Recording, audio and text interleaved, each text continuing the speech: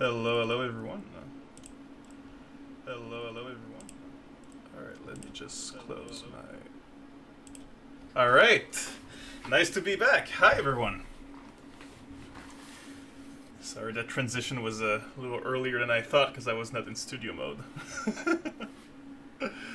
Alright, so I'm very excited because today, as you may have seen, we are checking out a bunch of concept art by our concept artist Kenzie.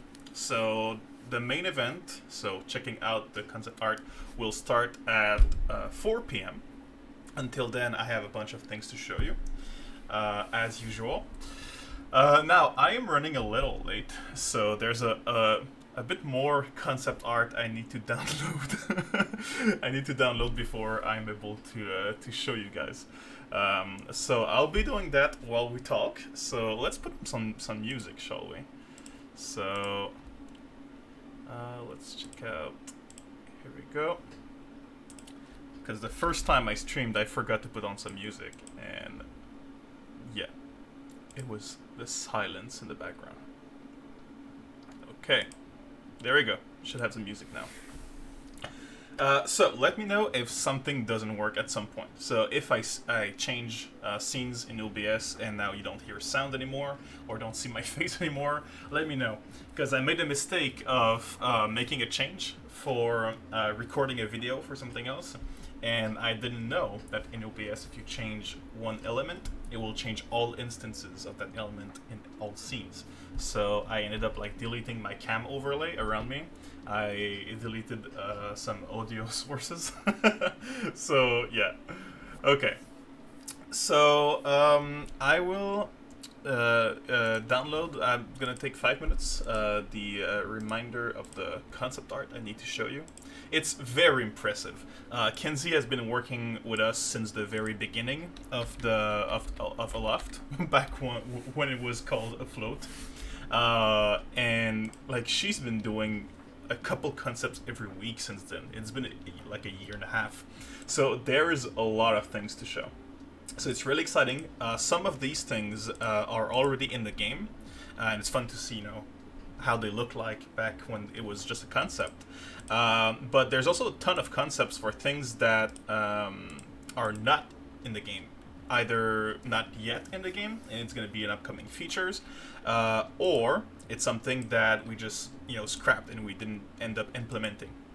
We also have other versions of the things we currently have in the game. So like what could have been, for example, the glider if it wasn't the way it was, because sometimes it comes up to just a meeting with a team and saying, I feel like maybe that's the one we should go with.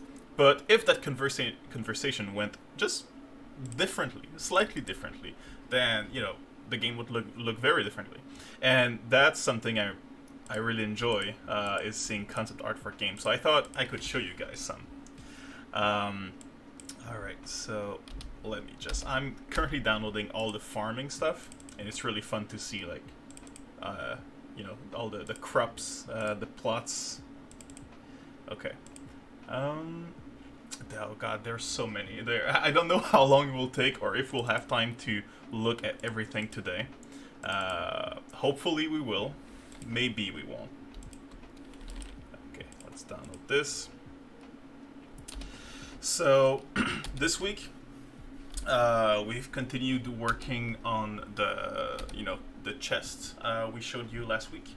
But also, we've been working on the alchemy. So, basically, we knew from the get-go we wanted to have some kind of alchemy in the game. Like, potion brewing. We knew it, Aloft has some fantastical elements to it, but it's not in its essence meant to be a high fantasy game, So the alchemy is more kind of chemistry, so we're not making magic potions, we're more like brewing some kind of medicine or other kind of things you would need.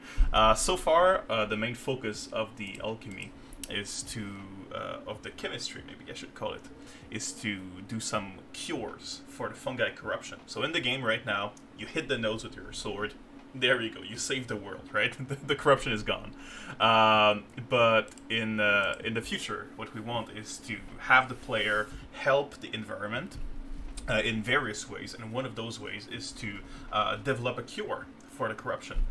So there's different strains of that corruption, so different cures are needed, and the cure can be used for a bunch of stuff. And so we have some assets, some concept arts that we will show you today, relating the all of that, the cleansing. I should probably keep my chat open in case anyone wants to ask a question. All right. Oh, Solen is here, Max is here, and Mary's here. Everyone's here. Awesome. Okay, so... Ooh, that's interesting. So currently I'm downloading assets for what could have been the architecture of the game. So all kinds of inspiration for architecture. And let me tell you, that was wild. There was a lot of things we were thinking about back then. Because that was the architecture was designed in the very early stages of the game. Back when, the style was not very clear yet. So... Kenzie, I think, took inspiration from a bunch of different cultures, and yeah, it's really, really great. Okay, let's download this. All right. So, how are you guys doing? Right? What have you been up to this week since we last talked to each other last week? How's life going?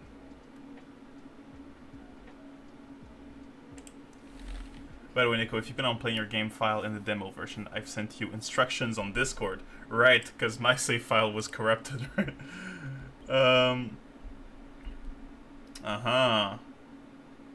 Excellent. Okay. Thank you very much, Max. I appreciate it. Okay. Oh, wow. Now we're getting into very old concept art that I'm seeing right now. Okay. Maybe this folder I'm gonna be able to show directly to you guys because it's not that. Okay. Excellent. I think I'm almost done. So maybe that's the last folder. So here we have the key art. Could show you what the key art could have been, right? Okay. Life is fine. School? Yeah. Oh yeah. How's school going? Where are you at? Because with just the name on Twitch, you can't really see where you are in life. So are you at university? Are you still in high school? What's going on with you? And if you are in college or high school, what are you studying?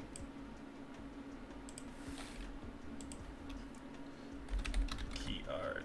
All right. So. I promise, just 5 more minutes, guys, and then we'll be we'll be good to go.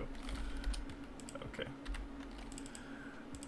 And yeah, I'm actually still in school technically. I'm studying to become, a game designer, which I already kind of am. But yeah, I'm doing game design studies because my goal is to go to the master and then doctorate. Because as I told you guys, I think the first week, my background is in board game design at first. So I'm doing board game design as well as video game design here for Astrolab. But in my free time, I have my board game business, and my goal is kind of to offer people a path to board game design that is with school. Because right now, board game design, you don't have a lot of courses for that. So if you want to become a board game designer, you just have to, try to do it. And maybe one day you'll be good. And there's no real formation, education if you want to become a board game designer. So it's it's something I wanted to offer people, like a path to take that I didn't have. So hopefully, if I go to my doctorate and master, I'll be able to make a program for for people, like a board game design program. It's very hard to talk while I download stuff and try to make sure I don't miss anything. I think I have it all. I have all the concept arts now. Awesome. Okay.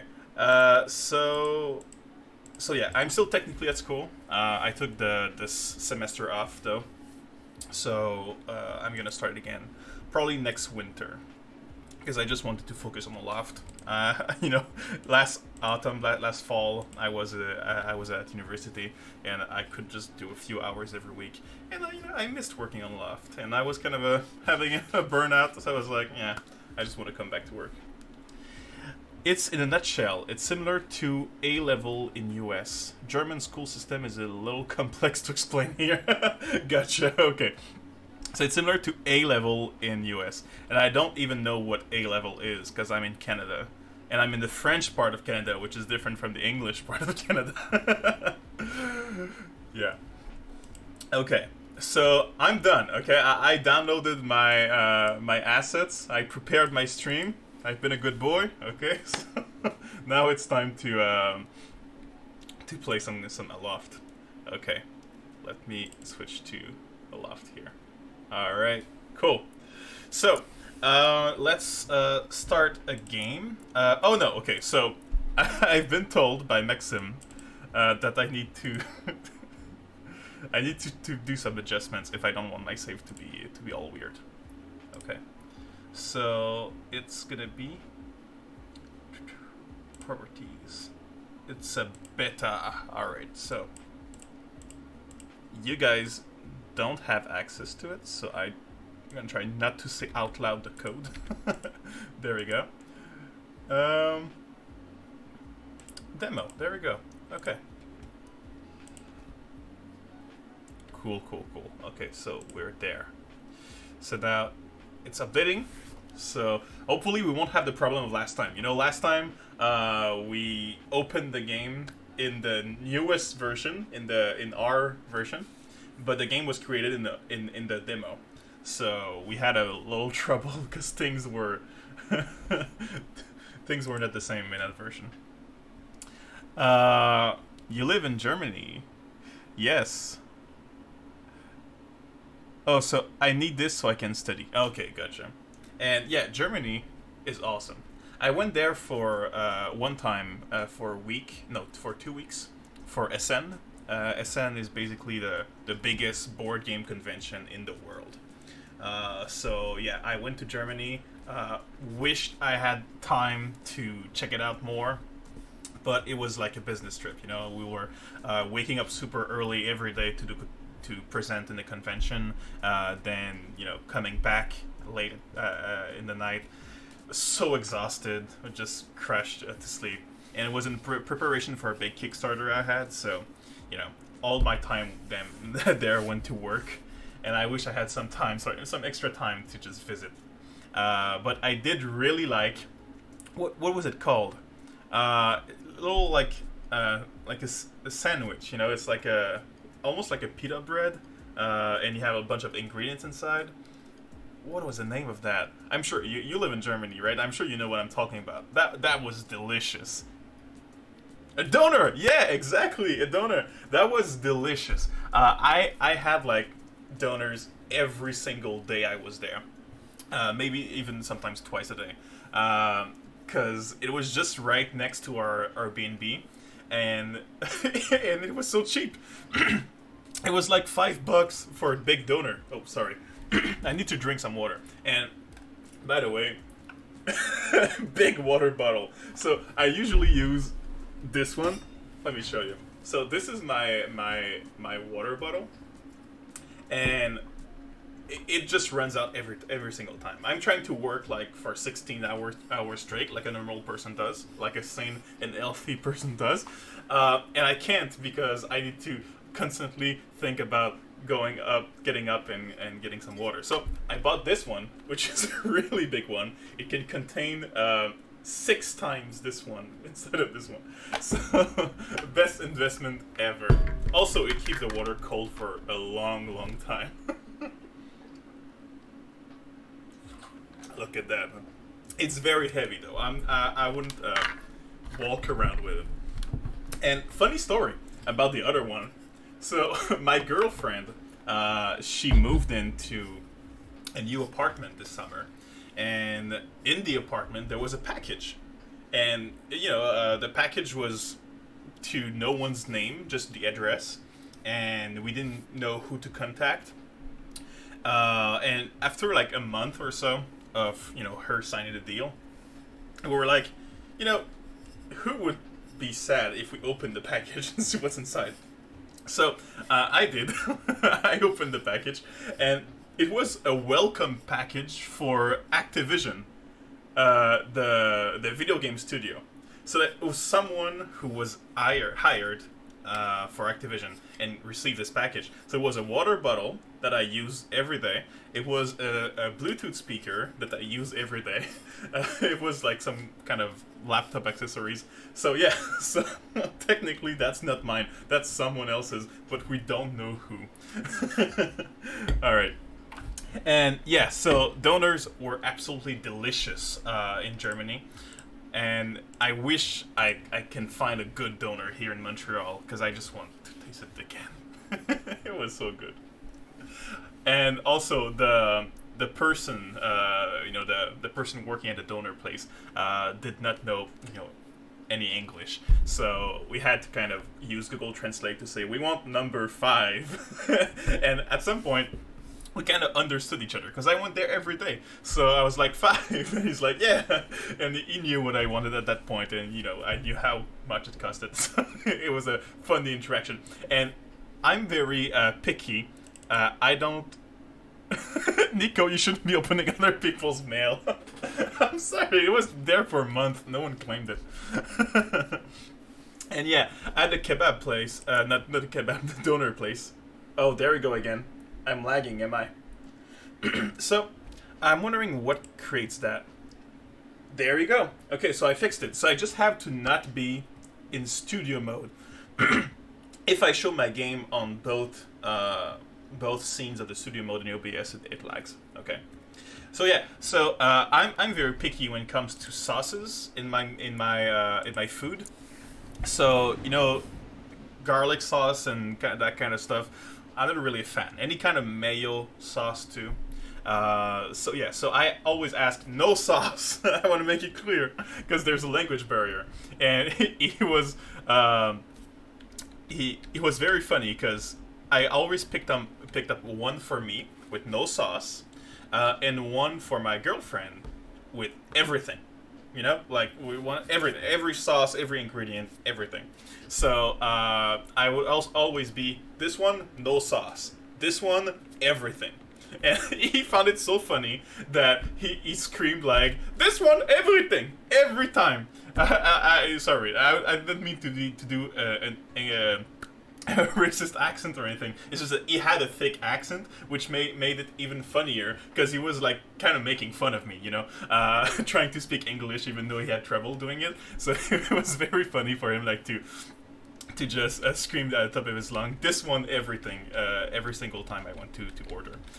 All right, so today I will be playing a bit more in my save file, but I also wanted to show you some cool commands. So not a lot of people are aware of this, but if you press F1, you actually have a lot of different commands you can do. And some of them are hidden. No sauce is not normal. I normally choose all sauces without flesh. Oh my god. Yeah, most sauces are good, but anything with raw eggs, I think it's a psychological response. Like, I have gag reflex, but it's just psychological because the taste is not that bad. So, yeah, it comes from mayo. I think I saw too much like weird shit with mayo as a kid. So yeah. Okay, so about the commands. So first command, a lot of people may know this, but yeah, time, and you change time. So in the left. Hidden F1 commands, yeah. So I'll show you those. They're very useful. And why is my game at the lowest settings? I don't have any shadows, so my trees are transparent. There are no clouds. Okay, let me change that real quick. Okay. Okay. Yeah. Texture high. Yeah. Shadows medium. Let's put everything at medium, right? Shall we? Medium. Medium. All right. But the FPS is good. Yeah, I had like 90 FPS. I'm still at 50. It's fine. It's totally fine. Okay. So yeah, so a day in the loft is actually 24 minutes. So each minute is 1 hour. So if you open the F1 command and just type time and then the time you'd like to be. So if I want it to be 6 o'clock, it's 18. And there you go, it's 6 o'clock. So that was useful when taking screenshots before the photo mode, or you know, if you just want to test what your building looks like at night with the torches or at a certain point in the day. So that can be useful. Then you have also, okay, so maybe I should go through a clean save file if I want to show you this, because I'm gonna scrap my save with doing this. Okay, let's do a dev gem. So pressing F1 brings me to just an empty world. That's meant for testing. I think, yeah, I showed you this last time, guys, when we showed the chest. Okay, so let me just learn everything here. Okay. Alright. That's the only thing annoying about like going creative mode, is that you have all of this to highlight. Okay. So you have creative. So right now we are in creative mode when I do a dev gem like this. So basically whenever I want to build something, even though I have nothing, I can still build it, you know. But I can type creative off to return to survival mode. And now if I try to build something like this, you know, I can't. I don't have the resources. So even if you don't choose creative mode as your main mode when you open a game, you can still switch back and forth. Then we have a blueprint. So if you type blueprint, you will learn every blueprint in the game. So the blueprints are the construction pieces. So every technology, everything, you'll learn it. So that can be very useful if you're just trying, you know, to speedrun. If you're just trying to build, but you still want to be in survival mode, but you want to have access to all the decorative pieces, you can do that. Then if you want to just grow food faster, you have crop grow. So let's say I'm gonna plant something here. Just need to equip some tools. Okay. So even though I'm in, am I in creative mode? Creative on. There we go. Okay. So once you plant something, crop grow will multiply the speed. So if I go crop grow 100, it's now 100 times faster. So as you can see, it's you know, it asks for water very quickly. So let's just give some water. And I don't have any bucket on me. So time for a new command. So if you type give, you can see on the screen you have give basic, which will give you some basic resources. Give tools, which will give you a set of stone tools.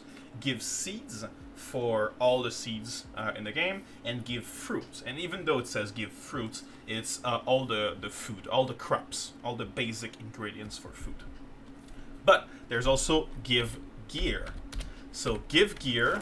Oh, I'm I'm full. I should have done that with an empty inventory to show you.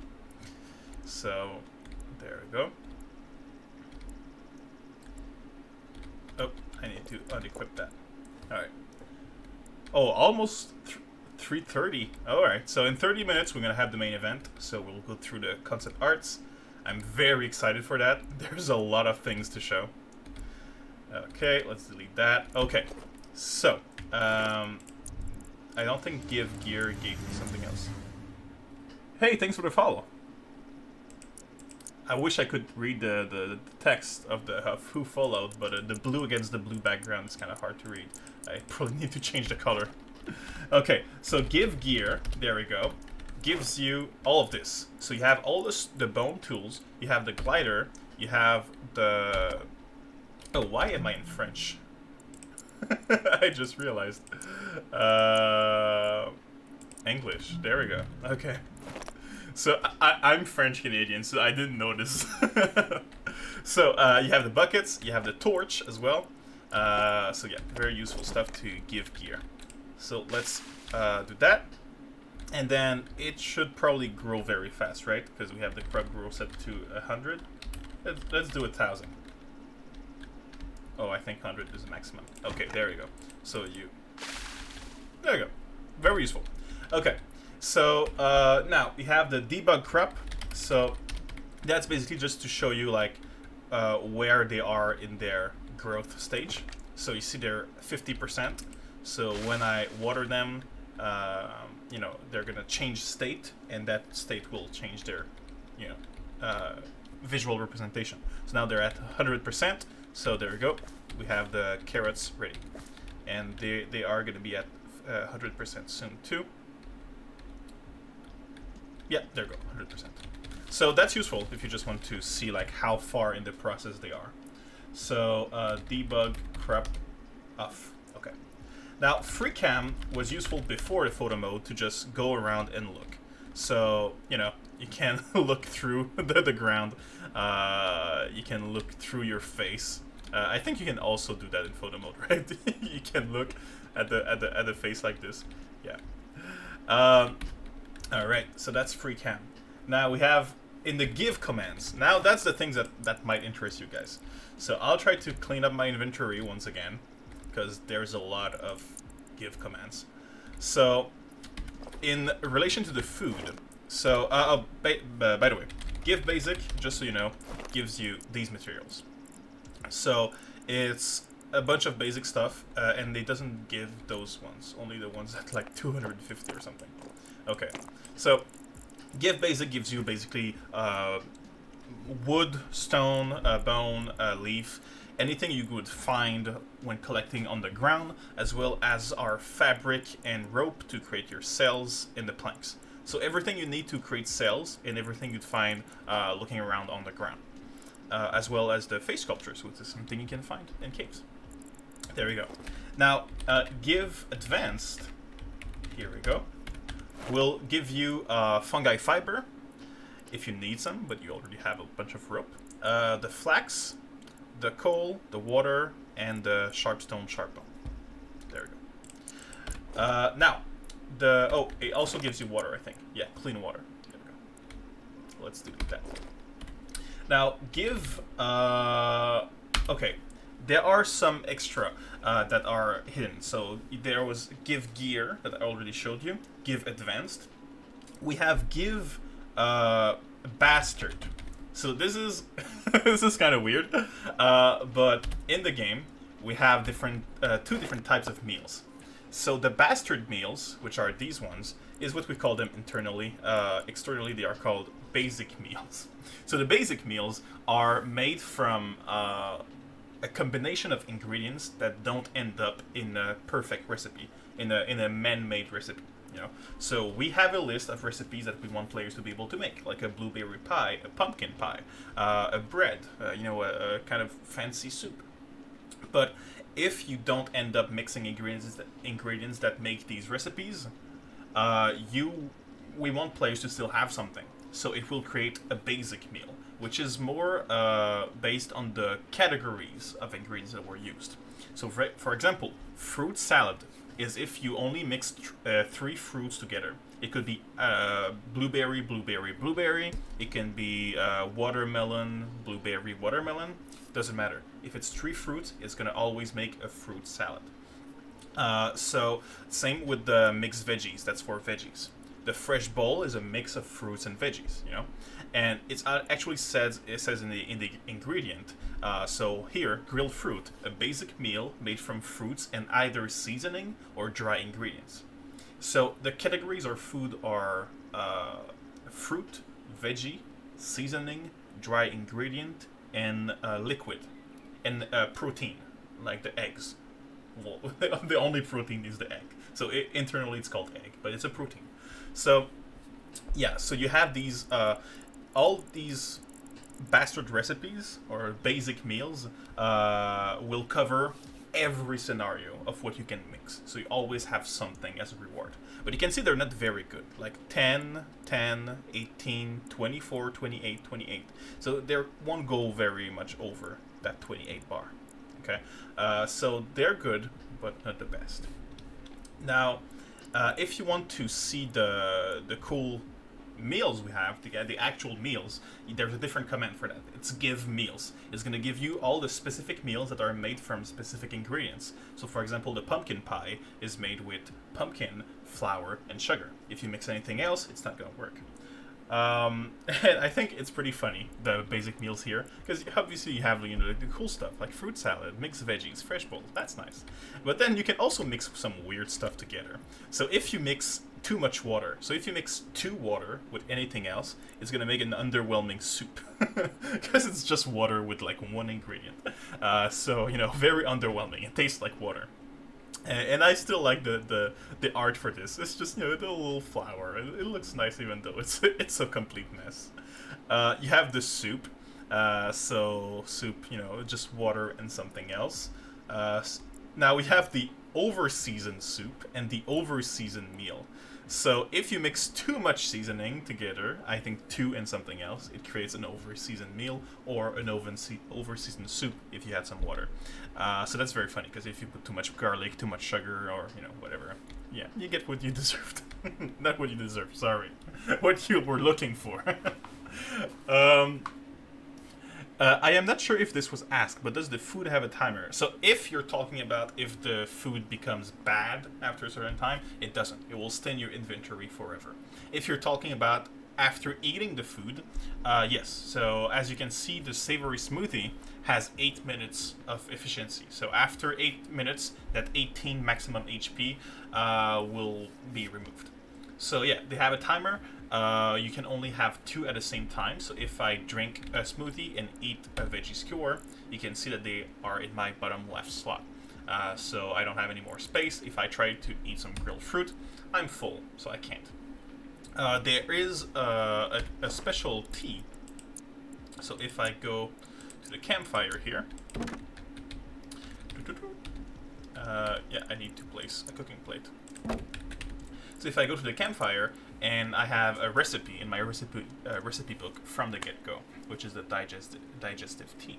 And it allows you to clear the meals, in case someone didn't know, because some people don't know the recipe book is there. Now we have the bland meals. That's very funny. If it's you mix too much dry ingredients, so too much flour, too much bone meal, you know, you get something very bland. There we go. And the smoothies are I think they're very cute. I want to drink them. I love smoothies in real life. So smoothies, water, and some fruits, basically. There we go. Okay, so now the give meals command. That's our best meals in the game. So digestive tea, you know, it's just useful. But you get the pies. So the pies get you 36 or 30 maximum HP for 14 minutes. So that's a lot of HP. Why did I deleted my digestive tea, but I probably needed one if I wanted to show the bonuses. Give me this. There we go. Okay, drinking. So yeah, so the pies are very good. But one thing you might not know is that every ingredient has a category. So for example, some fruits are savory, or I think it's called tasty. So some ingredients are tasty, some ingredients are healthy, and some ingredients are what's it called? Let me check. So if I go to the survival system, so I think it's savory, healthy, and like something like it's filling you, like nourishing. There we go. Flavorful, nourishing, and healthy. So these, when you mix them into a recipe, will create some bonus effects. So, for example, when you make a blueberry pie, because the blueberry is flavorful, you have the efficient bonus. So damage attack is increased. Attack damage is increased. Sorry. So same for the pumpkin pie. You have some, sugar in there. It's flavorful, but it's not healthy. and it's not nourishing, so you don't have the other bonuses. As opposed to the stew, so the stew is healthy and is nourishing, so you have the energetic and the productive bonus. And these bonus stack. So if I eat one stew, I have energetic and productive, and if I eat pumpkin pie, I have efficient. So really, the best mix is both of them. So you might think that 42 HP is better than 36, but really, when you take in consideration that their bonuses kind of go in hand together, it creates a nice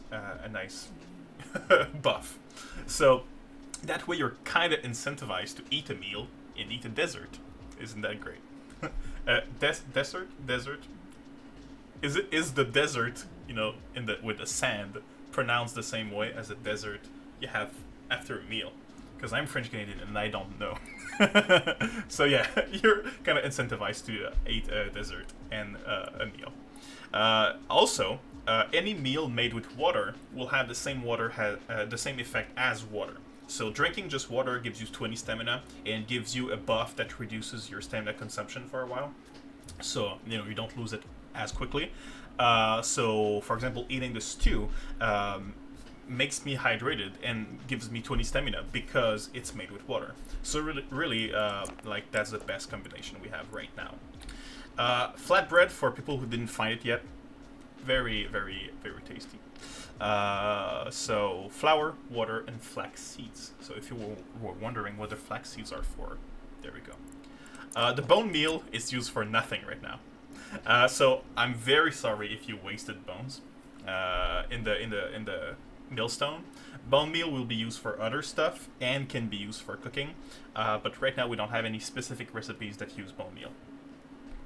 And finally, the summer salad. So summer salad, actually, not a lot of people know, why would you make this? It's actually really tasty.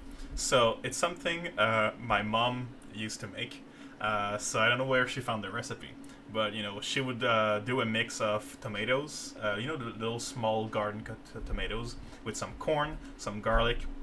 I think it was French onions. And I don't know if the correct translation for the French term of French onion, but yeah. So it's very, very, very fresh, and we usually cook it in the oven with some fish. It's very good. So yeah. So summer salad. It's a recipe that is close to home. So that's why we have it in the game. So there we go. So that's our recipes here. Desserts is just stressed backwards, but it's tasty. Oh, the stressed sound. Like desert and dessert. Dessert? Oh, yeah. So, desert and dessert. Yeah, something like that. I know what you mean.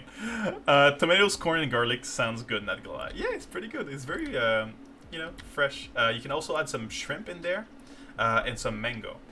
So, mango, shrimp, corn, tomatoes, and garlic. That makes for a wonderful summer salad. Very refreshing. Okay, so that's the give meals. Now, I think that's mostly the give commands, right? Now, learn all is useful. You might not notice the difference at first, but if I go to the workbench here, I think learn all is by default now in creative mode. Okay, so basically what used to be is that in creative mode you know all the blueprints, but you don't know all the workbench recipes. So learn all is just a command to allow you to know everything. So every blueprint in every workbench recipe. So that's learn all. But there's also a hidden command that's called forget all, and that starts with an underscore.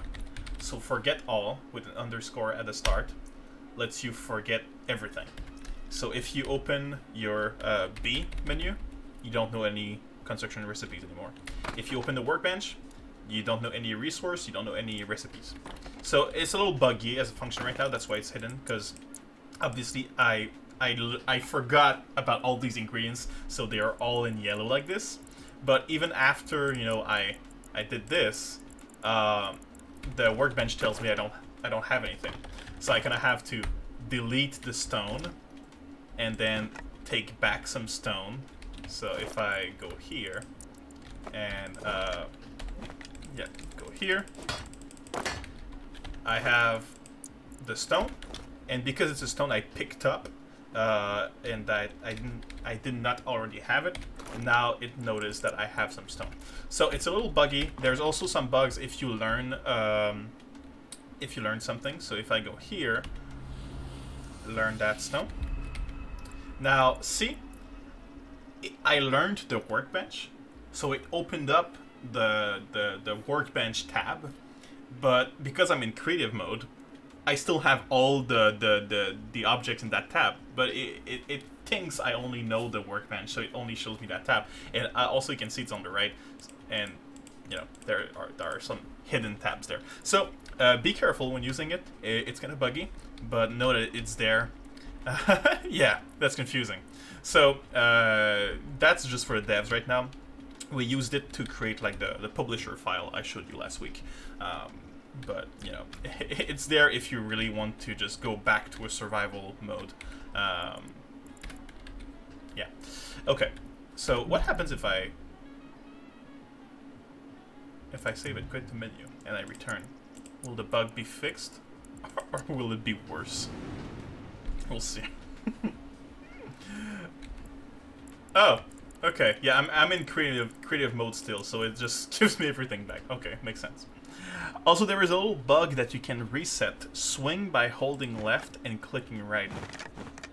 Oh yeah. So I saw that, right? So it's to hit the trees faster, or yeah.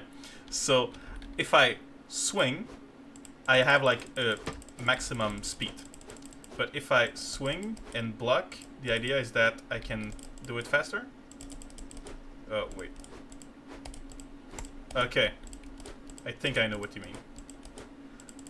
With the bone one, it's not that useful, but I'm pretty sure if I give tools and I grab like a very slow one, like the pickaxe instead, right? So I hit, that would be the normal speed. But if I hit, yeah. Oh yeah, okay. It's hard, but you have attack buff now, right? Okay, so I will, okay, I will give meals. I'll go and drink. I will consume all my stamina. What's the best way to consume all my stamina? It would be to go in the rain, right? Or to just go up with my glider. No, it would be to block enemies, right? Okay. So let's just go here. Let's find a mushroom guy. Hello. It's pretty empty in here. Okay.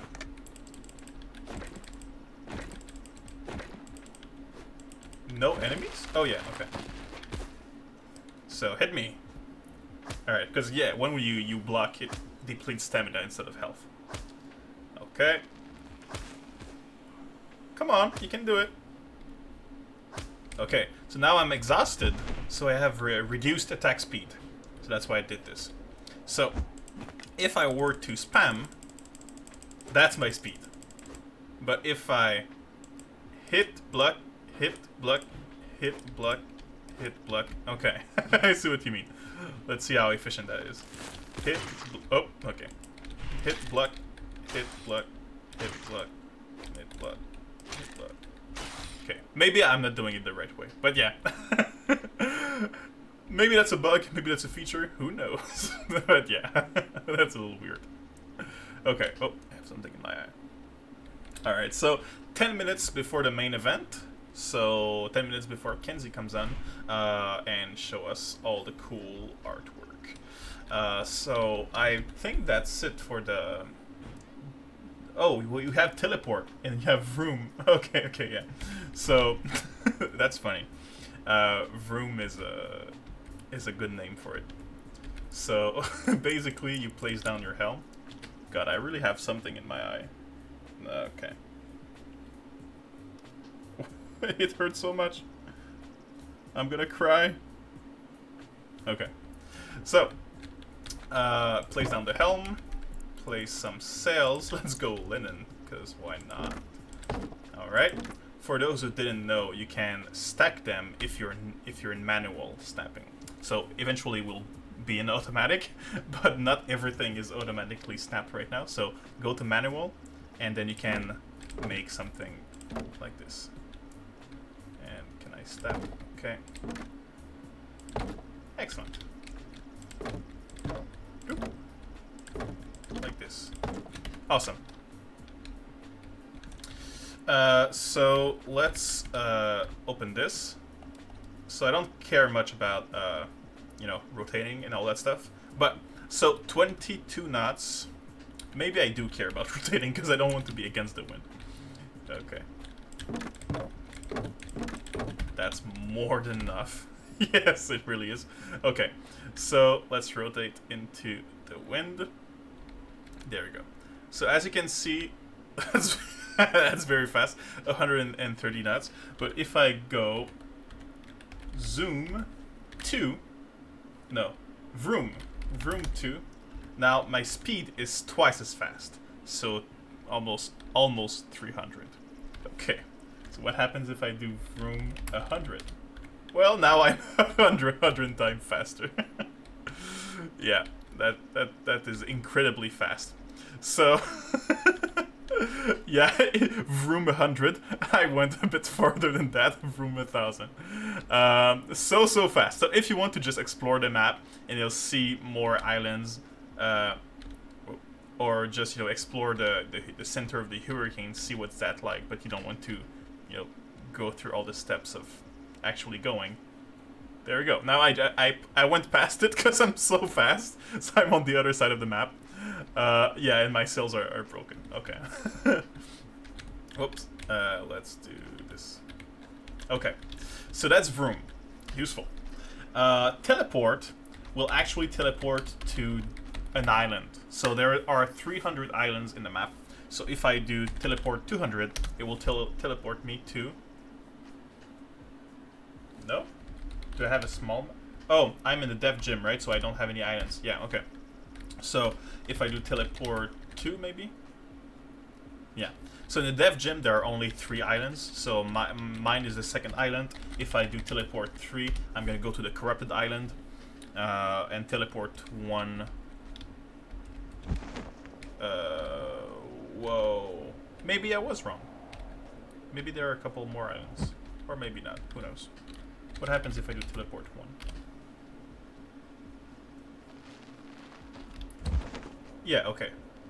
Okay. Cool. So, there we go. So teleport can be useful if you're trying to find an island you created in the island editor. So I'll show you that trick real quick because I think it's very useful for anyone.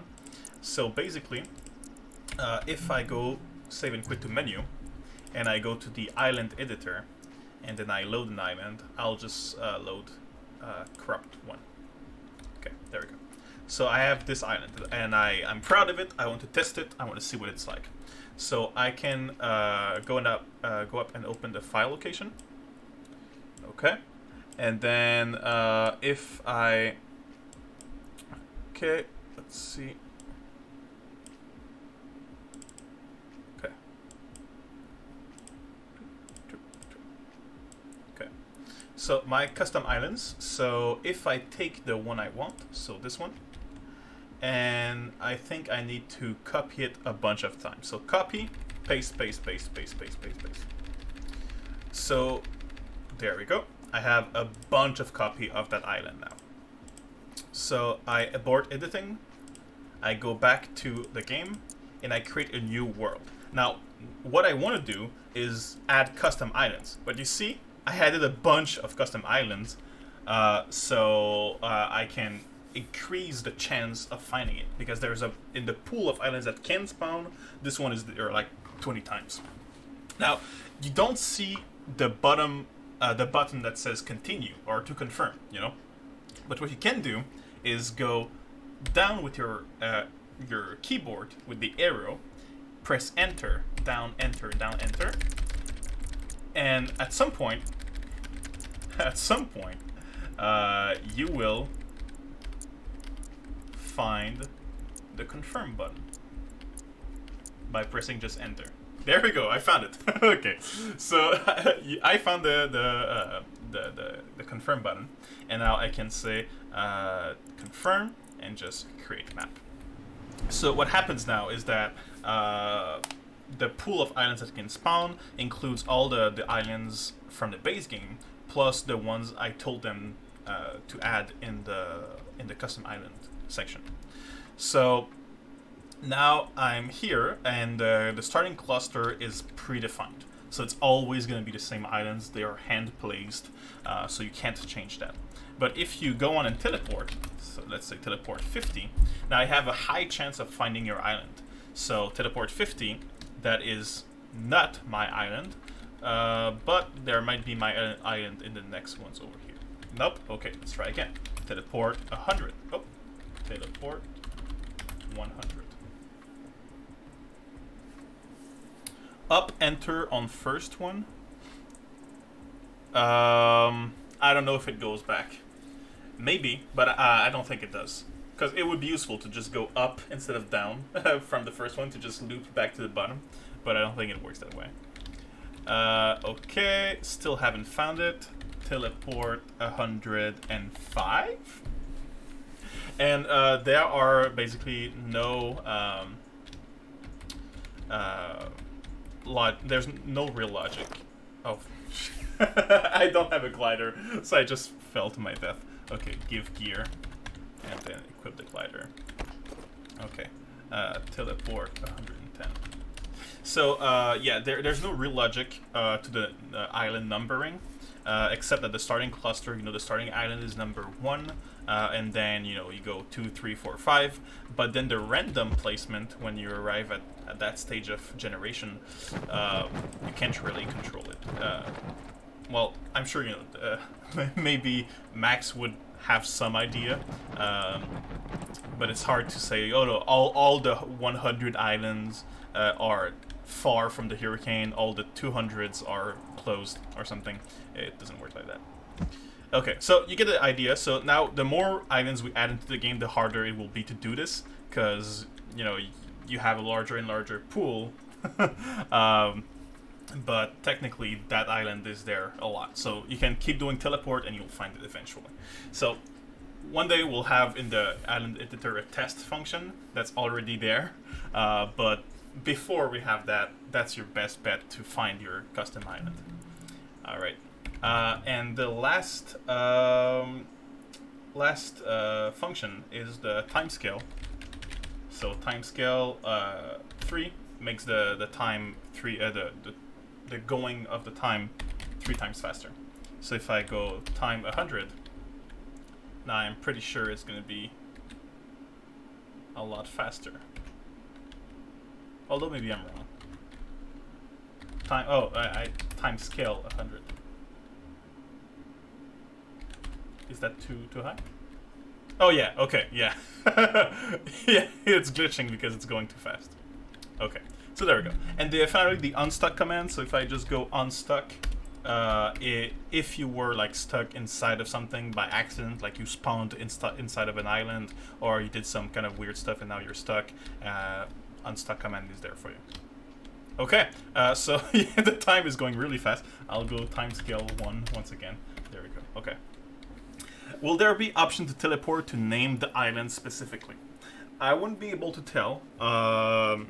Only person who could tell would be Max. So Max, if you're in the chat, let us know if that's something that will be possible in the future. Because the weird thing is that the islands are a fixed number, so 300 islands or 500 islands, and each individual island is randomly chosen from a pool.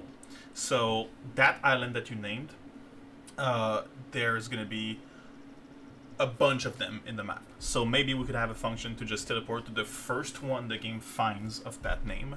But the islands have their ID is their unique thing. Mary's like, it's right there, Maxime, the question. Yeah. Okay. So I'll go back to just chatting. There we go. Okay. Save and quit to desktop. And then I'll go fetch the concept art.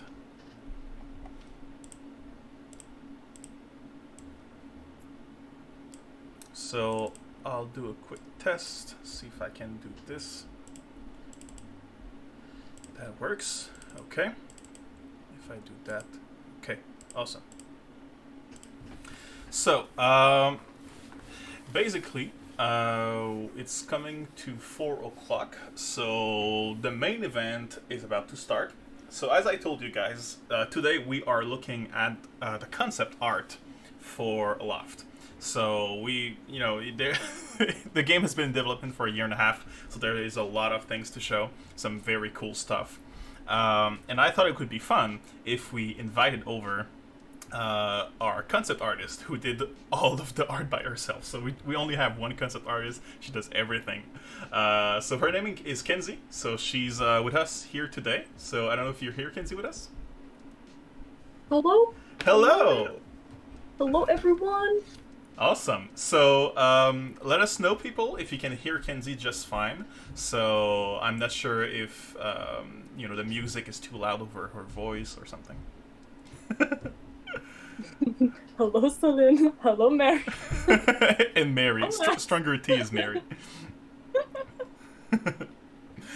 Mary is the only one who chose not to go with the _astrolab nickname. Incognito mode. Sound is trying fine. To slide by. And for a long time, like for the first stream and the second stream, I didn't know it was Mary. So I was like, hey, someone is asking questions and telling stuff. But at some point, they were talking like I did that, and I was like, wait, you're Mary. Yeah. Okay, so I will go to the screen, and now you're supposed to be able to see my desktop. Sound is fine, awesome. Hello, Kenzie. That would be awesome to start on pre-made island, because with some specific shapes you can create super fun houses. Yes, I agree. All right. So I like tried to download everything interesting I could find. So we'll just go through them in the order that they appear here on my screen. Or maybe that's not the best start. What should we start with? Yeah, let's start with that because it's a very old concept. So basically, what is this? Oh, you don't see my screen, right? Lag. I need to. Okay, so share my screen. I'm gonna share my screen number 1, Kenzie.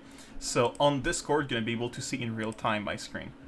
Okay. There we go. Go live. So then, if you can close the stream, you're gonna be able to be in sync with me. Yay! Awesome. It's like a good 10 seconds behind. Yeah. All right. So do you see the screen sharing? Yes, I do. Awesome. So I just opened it in the architecture section, and that's a very old concept, right? What was the goal of this one? Super old concept. So I had done a bunch of different architectural sort of like world building sketches. Mm-hmm. So this one, I was looking at a lot of South Asian places and just like tropical places with lots of greenery and bright colors and these nice like bamboo structures. Yeah, and that was what I was looking at for those. We have the exploration. We have the color palette is very nice here, like the yellow fabric and the moss going over it. I think it's still something that will be possible because last week we showed the custom fabric we had early on in the game. Where you could just make some custom points and then inflate, deflate, and yeah, it's very cool, but it's very hard to translate into like a grid system while in game. But it really is great for the imagination. And I think you did other ones, right? So we have this one. So what culture was this one from? This one, this was from the Shire, so Hobbit culture. Oh, yeah. Also a bit of United Kingdom type stuff, so a little bit of both there. And I think that's very close to what we have right now in the game, right? The the roof with the grass and some of the cool door shapes and all that stuff. We don't have a lot of stone pieces right now, but I think we're gonna be able to make these kind of houses once we have more stone pieces. Yeah, exactly. And once we get the beams and whatnot. Oh Exciting. yeah, the beams. So well, I have some concept of them later on that we can show, but yeah. Of the beams? Yeah. It's just a bunch of sticks. Yeah, but it's still fun to explain like how they're gonna be used. This one, where was it from? This one, I was just looking at some modern architecture stuff. Not from anything specifically. I sort of combined the colors used in Greece with modern architecture. Yeah, the Weird blue and the eco white. houses and stuff. Reminds me of Santorini, with the blue rooftops and the green buildings. Yeah, it's very cool. We have this one, which I think is very cool. It's very detailed too. Where is this one from? This one is sort of like, this was my specialty, is, oops, sorry, my time. Yeah. I don't know why that was going off right now. This one was based on like Tibetan architectures, a little bit of Mongolia. I did a lot of research in my school years on this specific thing because it was my school project. Oh yeah. Love this style. And the love shows because I think it's the most detailed one you have of those like culture explorations. Yeah, yeah. This is the one that I didn't have to do any research for because I already have. Right. And the color palette is really nice. Like you have a lot of things going on, but it works so nicely together. You know, the yellow, the blue, the red, the green, the white. Yeah, really, really cool. Eventually in the game, we'll have some kind of dying mechanic. Not dying like death, but like, how do you pronounce dying? Is it dying? It's the same, yeah. Okay, so we're gonna be able to dye the fabric, maybe the pieces, and being able to like have these custom color palettes and catch kind of that essence of these buildings will be very, very cool. And last one we have is this one. What's this? Where is this from? So, in a broad sense, a lot of African architectures. Obviously, there's a lot of differences in that continent, but I can't remember the exact countries I was looking at. Yeah. Just their beautiful mud buildings, these like very interesting shapes and patterns. So this one was a lot of fun too. Yeah, and these kind of round huts is kind of hard to translate again in the grid system. But we have right now a very square wood system. So the wood pieces are very square; they fit in the grid. But eventually, as we explore more and more materials like the mud and the other materials we're thinking of, it could be fun to explore like something that's more about different shapes, like the round huts, instead of just making sure everything fits on the grid. And I really like this. I really like this windmill too. The blades on that windmill are so fun. Yeah. Okay. So that was what I had for the architecture, because we have some things for building too, but it was in a different folder. So here we go. So the bed. So we have different tiers because it's made with fabric, and we have different tiers of fabric. But at the bottom there's like 2 leaves. Why didn't we go with what motivated the choice for the second one? The 2 leaves, these are just based on the tier system. So we have like long leaf, and it's based on the sails. Yeah. To match up the sails. So the 2 leaves was just because the colors worked well. These were very old. I'd probably change them with our current setup we have. Yeah. Why did I have this? I'm trying to recall. A long time ago, Nico, you're bringing up the past. I think they were just concepts. I think that back in the day, the leaf fabric was kind of orange because it was like dry leaves. yeah. So we Yeah. have the windmills right now in the game. If you go in the construction menu in game and you look at the windmill icon, it's actually orange, but in game it's green, right? Because we had this orange Yeah. theme going on back then, I think. Yes, and I saw it in game, and I was like, it's gross, so we changed it. Yeah, exactly. And the cotton bed. So I had someone was streaming, I think last night or maybe 2 nights ago, and we were talking about is there going to be some different types of beds, and the idea was that maybe it's just cosmetic, but actually we do have kind of a dream mechanic going on in the game. So when you go to sleep, you get you get to dream about something that happened since the last time you slept. So if you engage in a lot of fights, maybe you're gonna dream about that fighting. If you explored an island, maybe you're gonna dream about something you found. And these dreams can be very good and will give you some kind of a buff when you wake up, so you feel good about yourself and about the day because you had a good dream. But some dreams are also nightmares, and the nightmares will give you a phobia, a kind of big fear that you have to vanquish. So once you have that phobia, you have to get out in the world and vanquish that fear. And once you do, you have a permanent skill unlocked. So it's kind of our progression system. It's not through XP and levels. It's through dreams, fears, and vanquishing them. And I think the beds are really cool because they are very nice visually, but also will serve the function of having more control over your dreams or having a better dreams. So yeah, I think in our main pillars we have the idea that everything that has a function needs to also function as a decoration, or needs to look good, right? So our chests are widely different and have different decorative purposes. The beds can look good but also provide a gameplay benefit. And throughout all the sketches you did, I think you really showed the aesthetic part of that gameplay.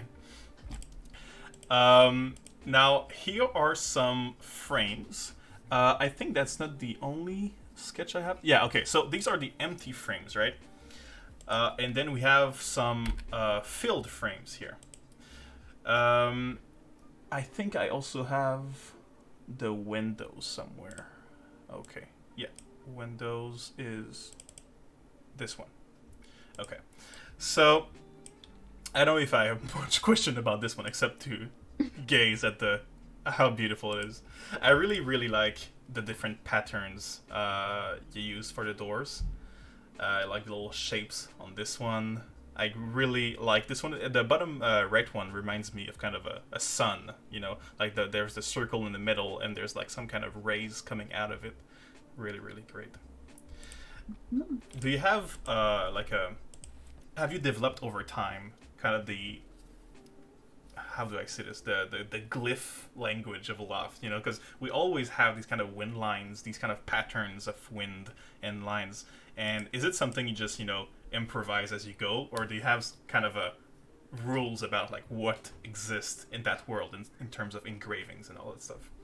I think it sort of came organically as I was doing concepts, but over time, like a language has developed. So now, if I'm doing a design and it just doesn't feel like it's fitting, I scrap it and try again until I get something that fits in what exists in my brain as the design language. Yeah. To be vague about it. Yeah, I never created a sheet for the like glyph language, which is probably something I should do in the future. Yeah, but nice. for now,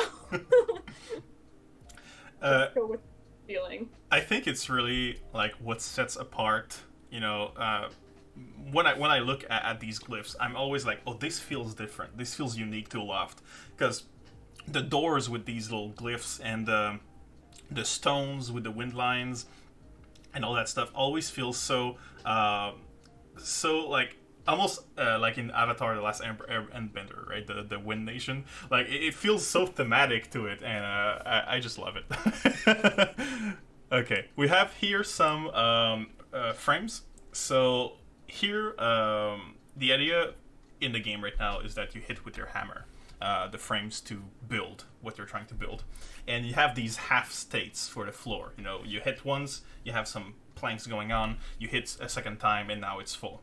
I think I have a bunch of examples of how we could do the half step, but they're not right now in the game because I think it's way faster for you than for Mary to do it in 3D. So we have to make some choices. Fair about making it proper. Yeah. Yeah. So I'll just skip over these because we already know them in the game. What is this? Okay, so this is an idea that instead of like having glass windows, since glass comes in much later in the game, that we were gonna have leaf windows or paper windows. Mm-hmm.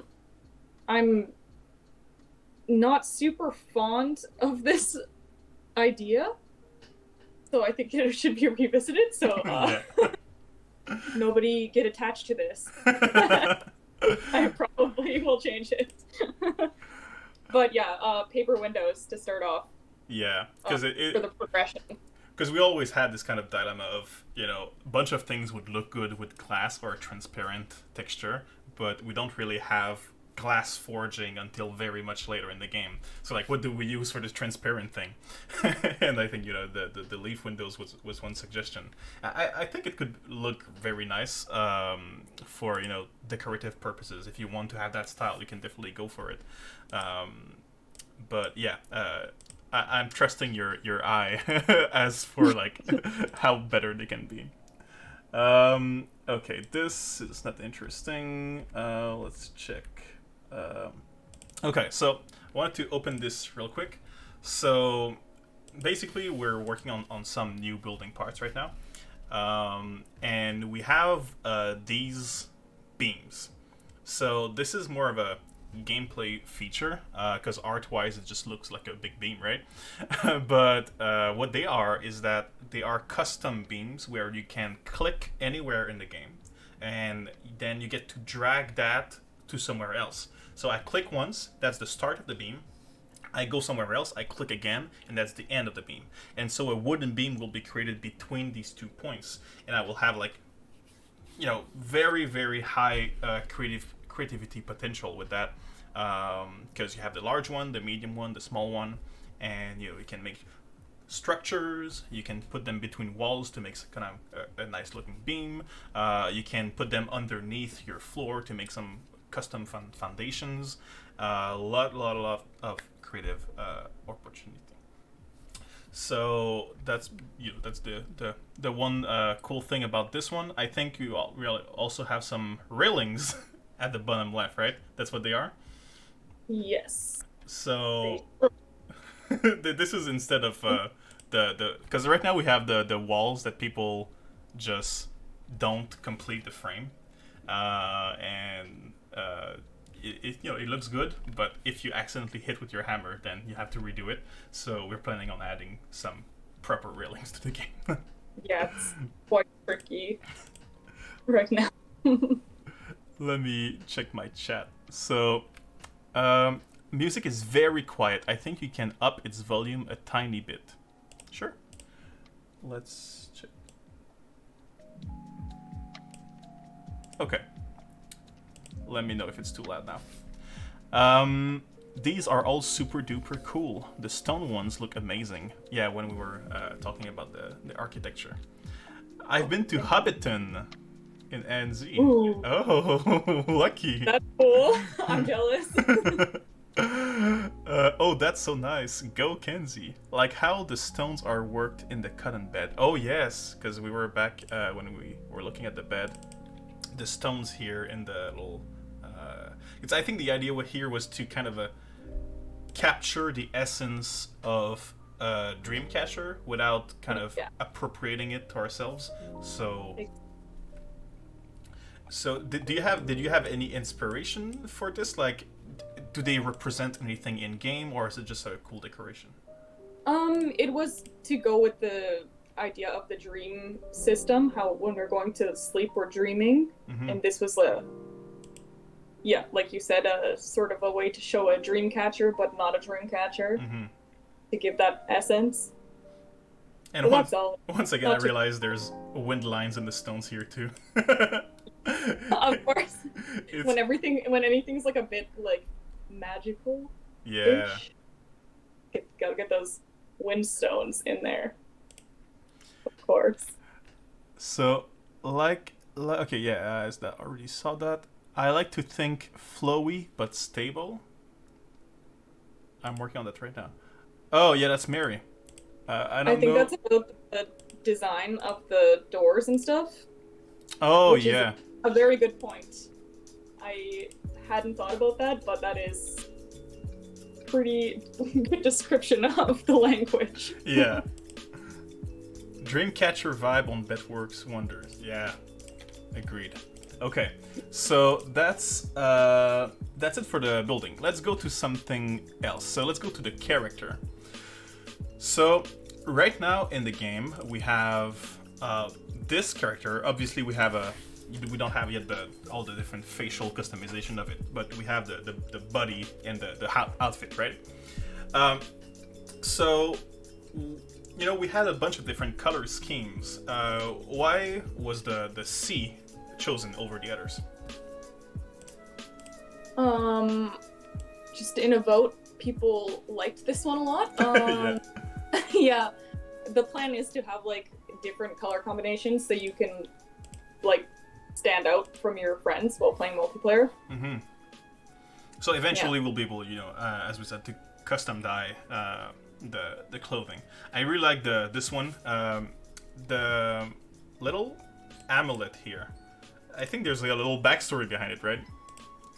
Yeah, it has to do with the lore. Mm-hmm.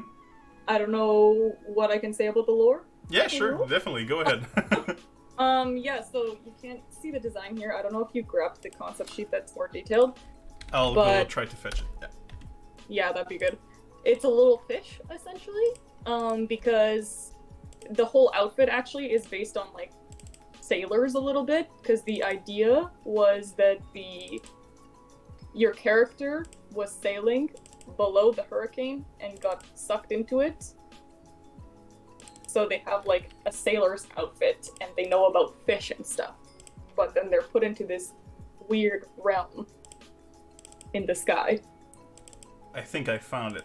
Let's check it out. This one, right?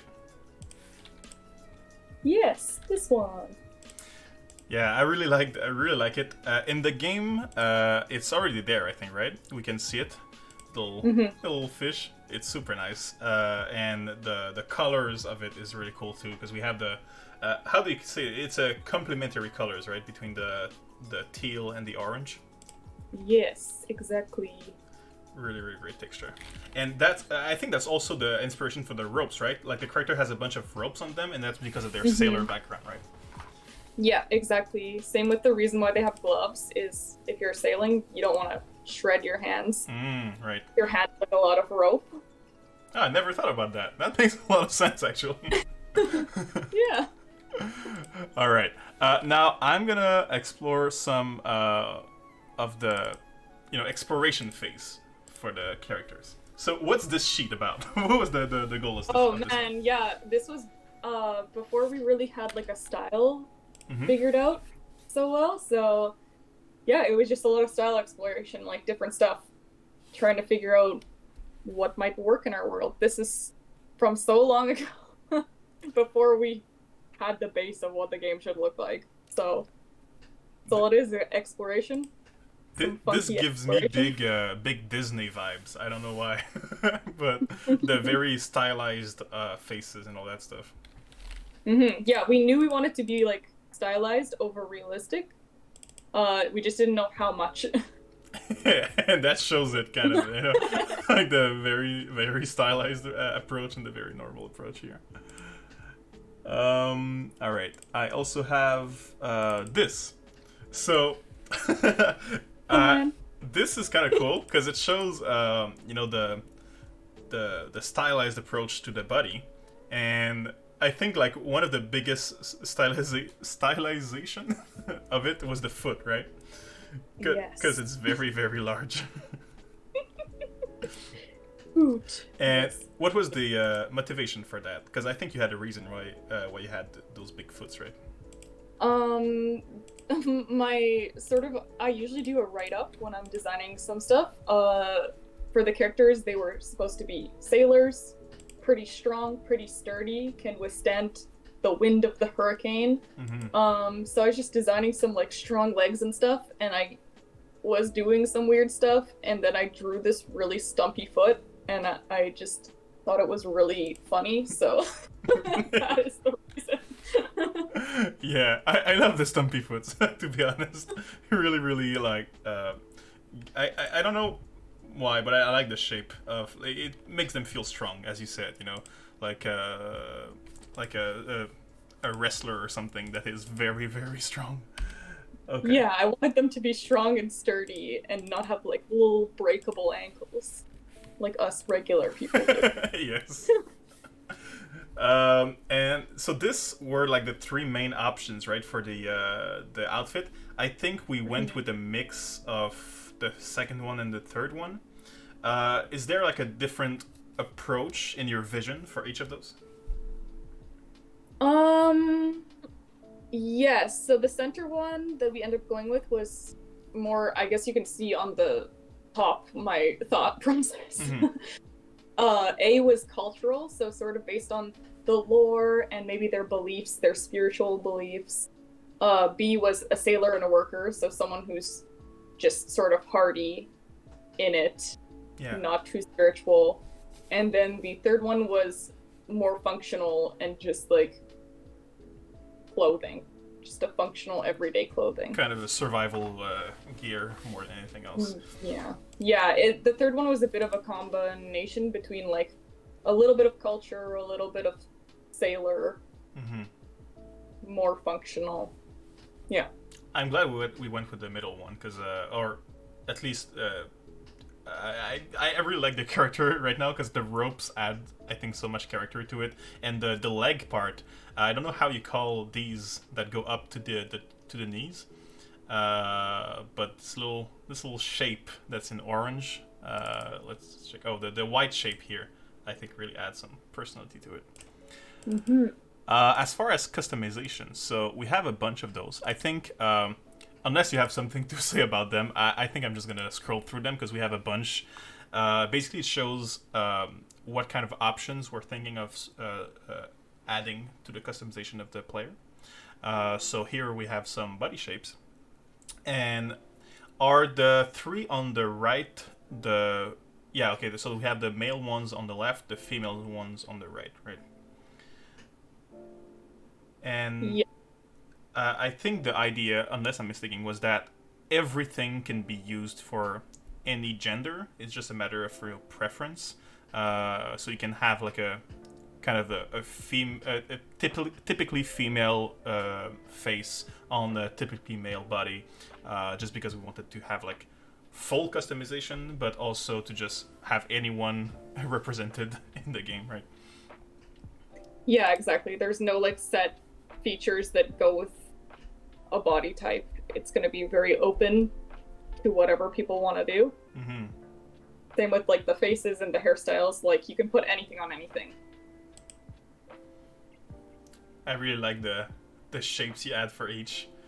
Like I can see the shapes represented in the face. It's really fun. Here we have some eyes. Are all of these natural, or do we have some fantasy here? No, there's definitely some fantasy. I mean, I had to, because that's always something I love to see in games is some weird eye colors. Yeah. That's my go-to, like when you're creating a character. Love to pick some weird colored eyes. Yeah, because so much of the essence of your character goes through the eyes, you know, when you look at them. Yeah, exactly. I tried to keep it like a little bit contained, like nothing too wild. Except for maybe the yellow ones are pretty wolfy, but it's all right. It's a little bit fantastical, but I think we'll be okay. we have a bunch of fantastical stuff already. Yeah, we have Leviathans. Yeah. Our facial hair, very nice. Love the difference between each of them. We have some more here. Oh, that's some thick beards on the right. Yes, some fancy beards. That feels very Nordic, dwarvish to me. The ones on the right. Mm-hmm. Yep, I might have been looking at the references. So, so here, that's some examples of how to use the hair with the facial hair, right? Yeah, exactly. So I was just like, because some of the hairs looked quite girly, so I was like, let's try and put a beard on the face to see Mm-hmm. if it can work. And it can. It can, It is, definitely. It's not girly uh, anymore once you put the beard. yeah, exactly. So there we go. Yeah, It so was a that's the hairstyles, right? So that's the same hairstyle. So I think this one. Oh yeah, so bottom right here with the dreads. Mhm. That's very like that's very girly. But then you check the same hairstyle on the left, and it's not anymore. It's just like a Yeah, a it shredded looks like a dude. dude with fantastic hair. Yeah, exactly. That's awesome. I really love the hairstyles we have. I think they're so dynamic because they're very long, most of them. And is the plan to have them like float in the wind? I'm assuming. Yeah, that is the plan. I don't know if it'll work out. We'll Mm-hmm. see. But we'd like to have everything flowing. Of course, because we're in the wind. So that's always fun. Ooh, we have some shorter ones here.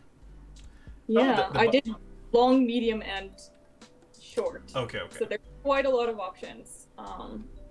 Hopefully, there's a good representation of everyone's hair textures. Mm-hmm. Because it's always nice to like be able to customize the character to exactly what you want. I really, really like them. Oh, and you have the bald one, which is the one we currently have. And What then do you know? you have some scars here. That's pretty cool. Mm-hmm. Did you think about like how they got these scars? Like for example, the first one here in the middle of the chest, or was it just because it looked good? Some it's a balance between I was thinking of what would be seen through clothing and what might happen to them, Mm-hmm. and why they'd have certain scar shapes, and also just like what looked good, of course. Yeah. That has to go in some aspects. For the first one, I think it was just what looked good. Yeah. You know, because it's cool.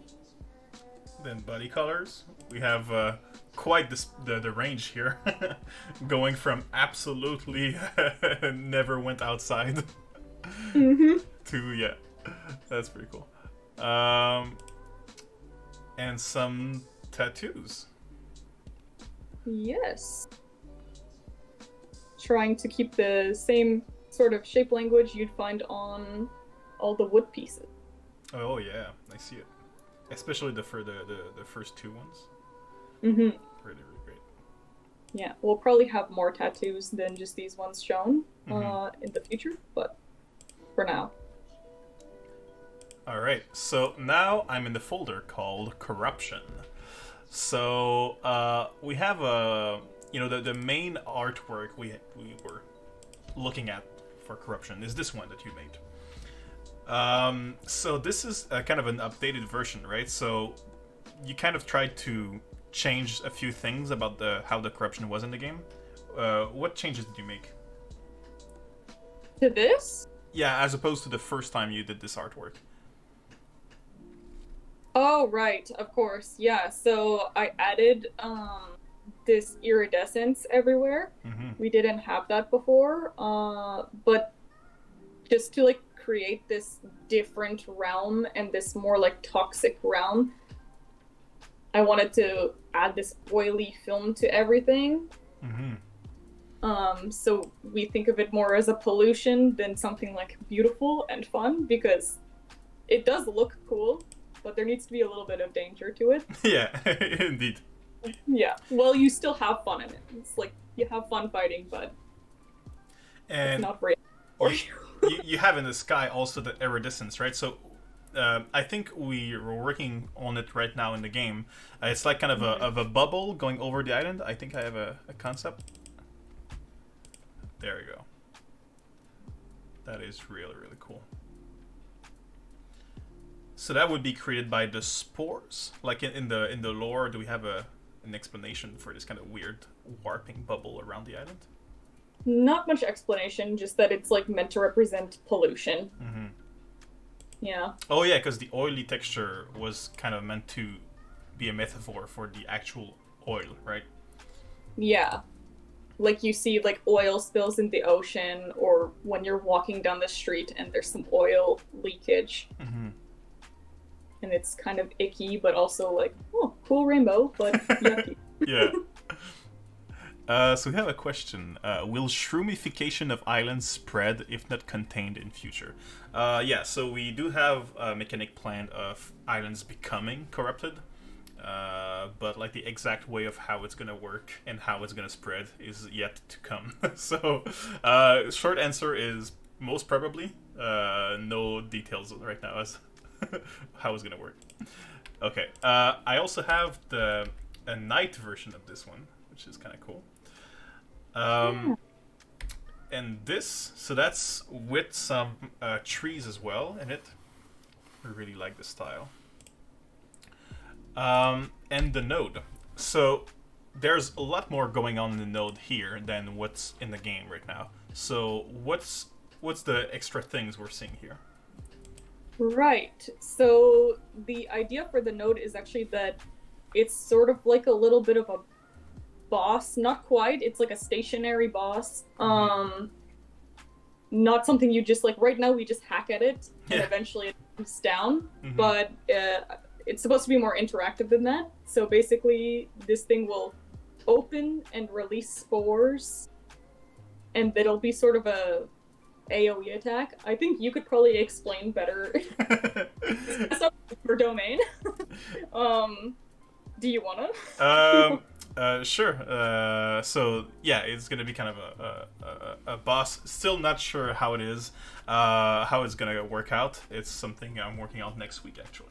But yeah, the node here, I think what you explained to me is that the little blue cage is supposed to protect the node that's actually in the middle. So you hack through it and it goes down, and then you get to open the cage, and then you finally get to destroy the thing in the middle, right? So it's kind of what we have right now, except that I feel like that maybe we could express this better in the game. I prefer the concept of the actual nodes that are right now in the game. But all the corruption is this, right? So the mushrooms we have in the concept art, we're thinking of maybe revamping them, revamping the look of corruption, to make it, more dangerous, more interesting, more good looking too. Yeah, and as we like bring more enemies into the game, it just needs to be more cohesive, like the tier system and everything, the levels of the enemies. Mm-hmm. This is very early. What is that? Is that an early concept for the node? Yes, this is a super early concept for like how spore clouds would be created, which turned into the node. Mm-hmm. So it was based on, what is it called? Devil's fingers? I forget the name of the. Oh, that's an actual mushroom? Yes. Oh. Yeah. Oh. It's a real mushroom. I think I changed it up a bit, but essentially it looks like this. They're very creepy. There's very a lot creepy. Of creepy mushrooms out there. Oh, I don't want to meet that in real life. That's yucky. Okay. We have this right here. So that was like concept for what the normal assets would look like corrupted, right? Yeah, just different environmental changes. Mm-hmm. Yeah, how the island looks under corruption. So we have the white floor, we have some mushrooms growing on rocks, on trees, all that stuff. And I think we have more concepts of that right here. Yeah. So, these were, concept phase, like different ideas of how it could look. I really like it. I think we went with kind of a mix, right? Because we have a bunch of different mushrooms right now. Yeah. For the like corruption, it's being redesigned right now, sort of, slowly, but it's a sort of a mix between A and B. A little bit. Mm-hmm. It's great to see the corruption growing on trees, because right now I think we only have like the trees being white, but at some point we might want them to be actually corrupted. Mm-hmm. We Exactly. Yeah. also have this. So what's this? This was when we were trying to decide what corruption would look like. Mm-hmm. So I think there was a few things before this, and it got narrowed to this, and then obviously later we have what we have now. And this is, I think, that's maybe the first concept you did for corruption, right? Yeah, Or- quite possibly. Because I remember very early in development, we were trying to sell the idea to publishers, and we didn't have corruption yet, so we were using that image a lot to show like kind of what it would look like in game, the corruption. Yeah, and we didn't have a style yet either, Mm-hmm. as you could see. Very random looking. Let's read some comments. So, I have to leave. Bye bye, everyone's so interesting to learn all those details. Oh yeah, it's Solène. Bye, Solène. It's a little bit late, but Oh, whoopsie. corruption looks so nice. I almost don't like cleansing. Oh yeah, because it looks so nice. That's true. But you know, not all things that look good are good for you. But yeah, eventually I think we talked about maybe the idea of letting players live on such islands, like build some stuff and gather some stuff. First, because it's a nice challenge to give to yourself, but secondly, because you know some people like the look of it and just want to see it more. So that's maybe going to be possible. I mean, you know, shrooms are parasites mostly, but you still get fascinated by them. Yeah, I mean, shrooms, you know, some shrooms are parasites, but a lot of shrooms are actually very good for ecosystems, and they're very crucial in a lot of stages of it. So we don't want to say that mushrooms are bad in the game. So we plan to have some good mushrooms that are actually good for the environment and are key part of the ecosystem. But this type of mushroom is more meant to be a metaphor for man-made pollution, for like, you know, all the nasty stuff that humans have done to the planet. So that's why it's very gooey, oily, like kind of the black drips you see on this concept here. But yeah, this one is bad. We decided that this one is objectively a bad mushroom. Yes, very bad. Very acidic. Yeah. Essentially, just it consumes organic material. Yeah, exactly. It destroys everything on its path, and only it remains after, right? Basically, main brain controls are all shrooms on island, and they vanquish with it perishing, right? Oh, main brain, yeah, the nodes, yeah, exactly. So you kind of have the node is kind of the thing that controls everything, I guess. Maybe it's kind of the center. Yeah. Of the... Mm-hmm. It like births everything. Yeah. Yeah.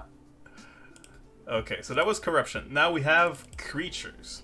So creatures, here are we have animals. So animals are not yet in the game, but they are concept arted.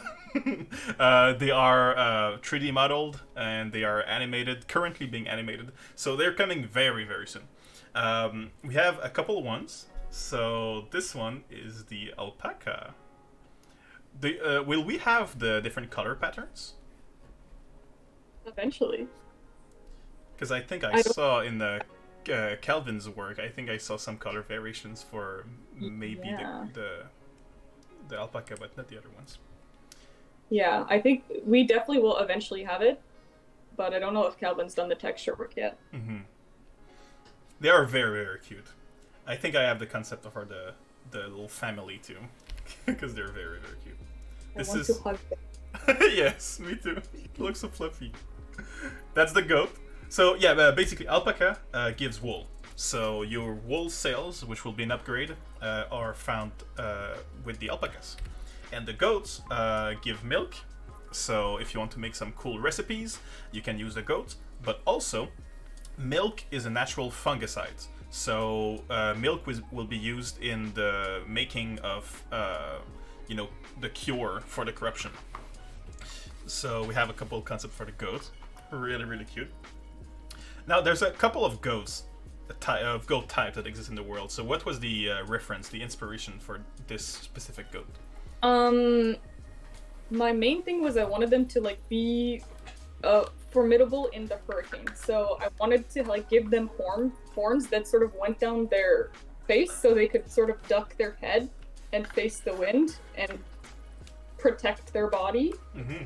And they'd have a thick coat of the thick mane to sort of protect that front part of their body. Oh, that's why it's in the front, wind. To protect from the wind. Exactly. That's also looks cool, so it's good. Indeed.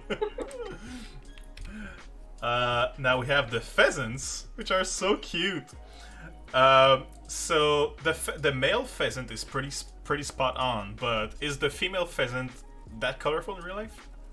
No, they're quite brown and they blend in very easily. So I thought I'd give it a little bit of color, a little fun. Yeah. It doesn't have to function to itself. It looks very good. The little purple matched nicely with the other pheasant. And we have blue eggs and normal eggs in the nest. So that's the mechanic for gathering eggs.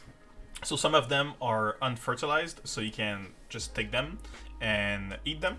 And the one that are fertilized will hatch into little baby pheasants. So that's very cool. Mm-hmm. Now we have the sheep. So the sheep also gives wool. So we have a different variation for the same material. They're so fluffy. They're really, really cute. Yes. We have the black sheep, of course. And now we have the whole family. And I think I have an artwork on the island. Look at them. That's so cute. The sun. And next to the player, so that's what it looks like. This is some alternate version for the sheep, right? Are these all real life textures for the wool that exist? I believe so, yes. There's a lot of different types of sheep. Mm-hmm. Quite wild. Does the third one has very long ears? Is that what I'm seeing? Yeah, there's a type of sheep that actually has that. That's very cute. The second one too, they look even crazier in real life. The fur touches the ground and they look like a ginormous moth. Nice. I like that. I just realized I don't have the baby versions. I'm gonna go grab it. Oh, I think I don't have it. Let me download. So creatures, animals, we're here. Do you have, by any chance, the baby versions? I don't have them downloaded, but they are on the drive. I'm in creature, animals, and then... Oh, yes, okay. I think I found it, yeah, okay. Download. Because we gotta show the babies, of course. Of course. Very important. Otherwise, why are we here? Okay, so this... Only... Yes. Okay. There we go.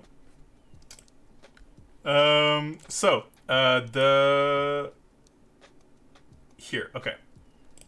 So that's the pheasant. So cute! The baby, the chick has been modeled in 3D and textured, and it is adorable. Yeah, it's even cuter in 3D yes. than it is. It's so cute. I agree. We have the sheep here. Sheep 2 is pretty funny, and the animations were made this week for the sheep, and they are so cute when they run. Because there's a feature where the sheep and the different animals need pets. They need to have affection as well as food. So when they want pets, they will follow you. So if you come too close to them, they will just hop towards you and just demand pets.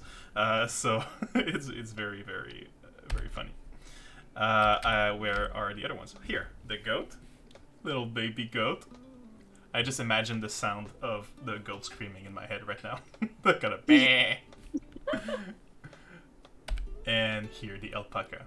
What I find absolutely adorable with the alpaca is the pink nose, the pink snout.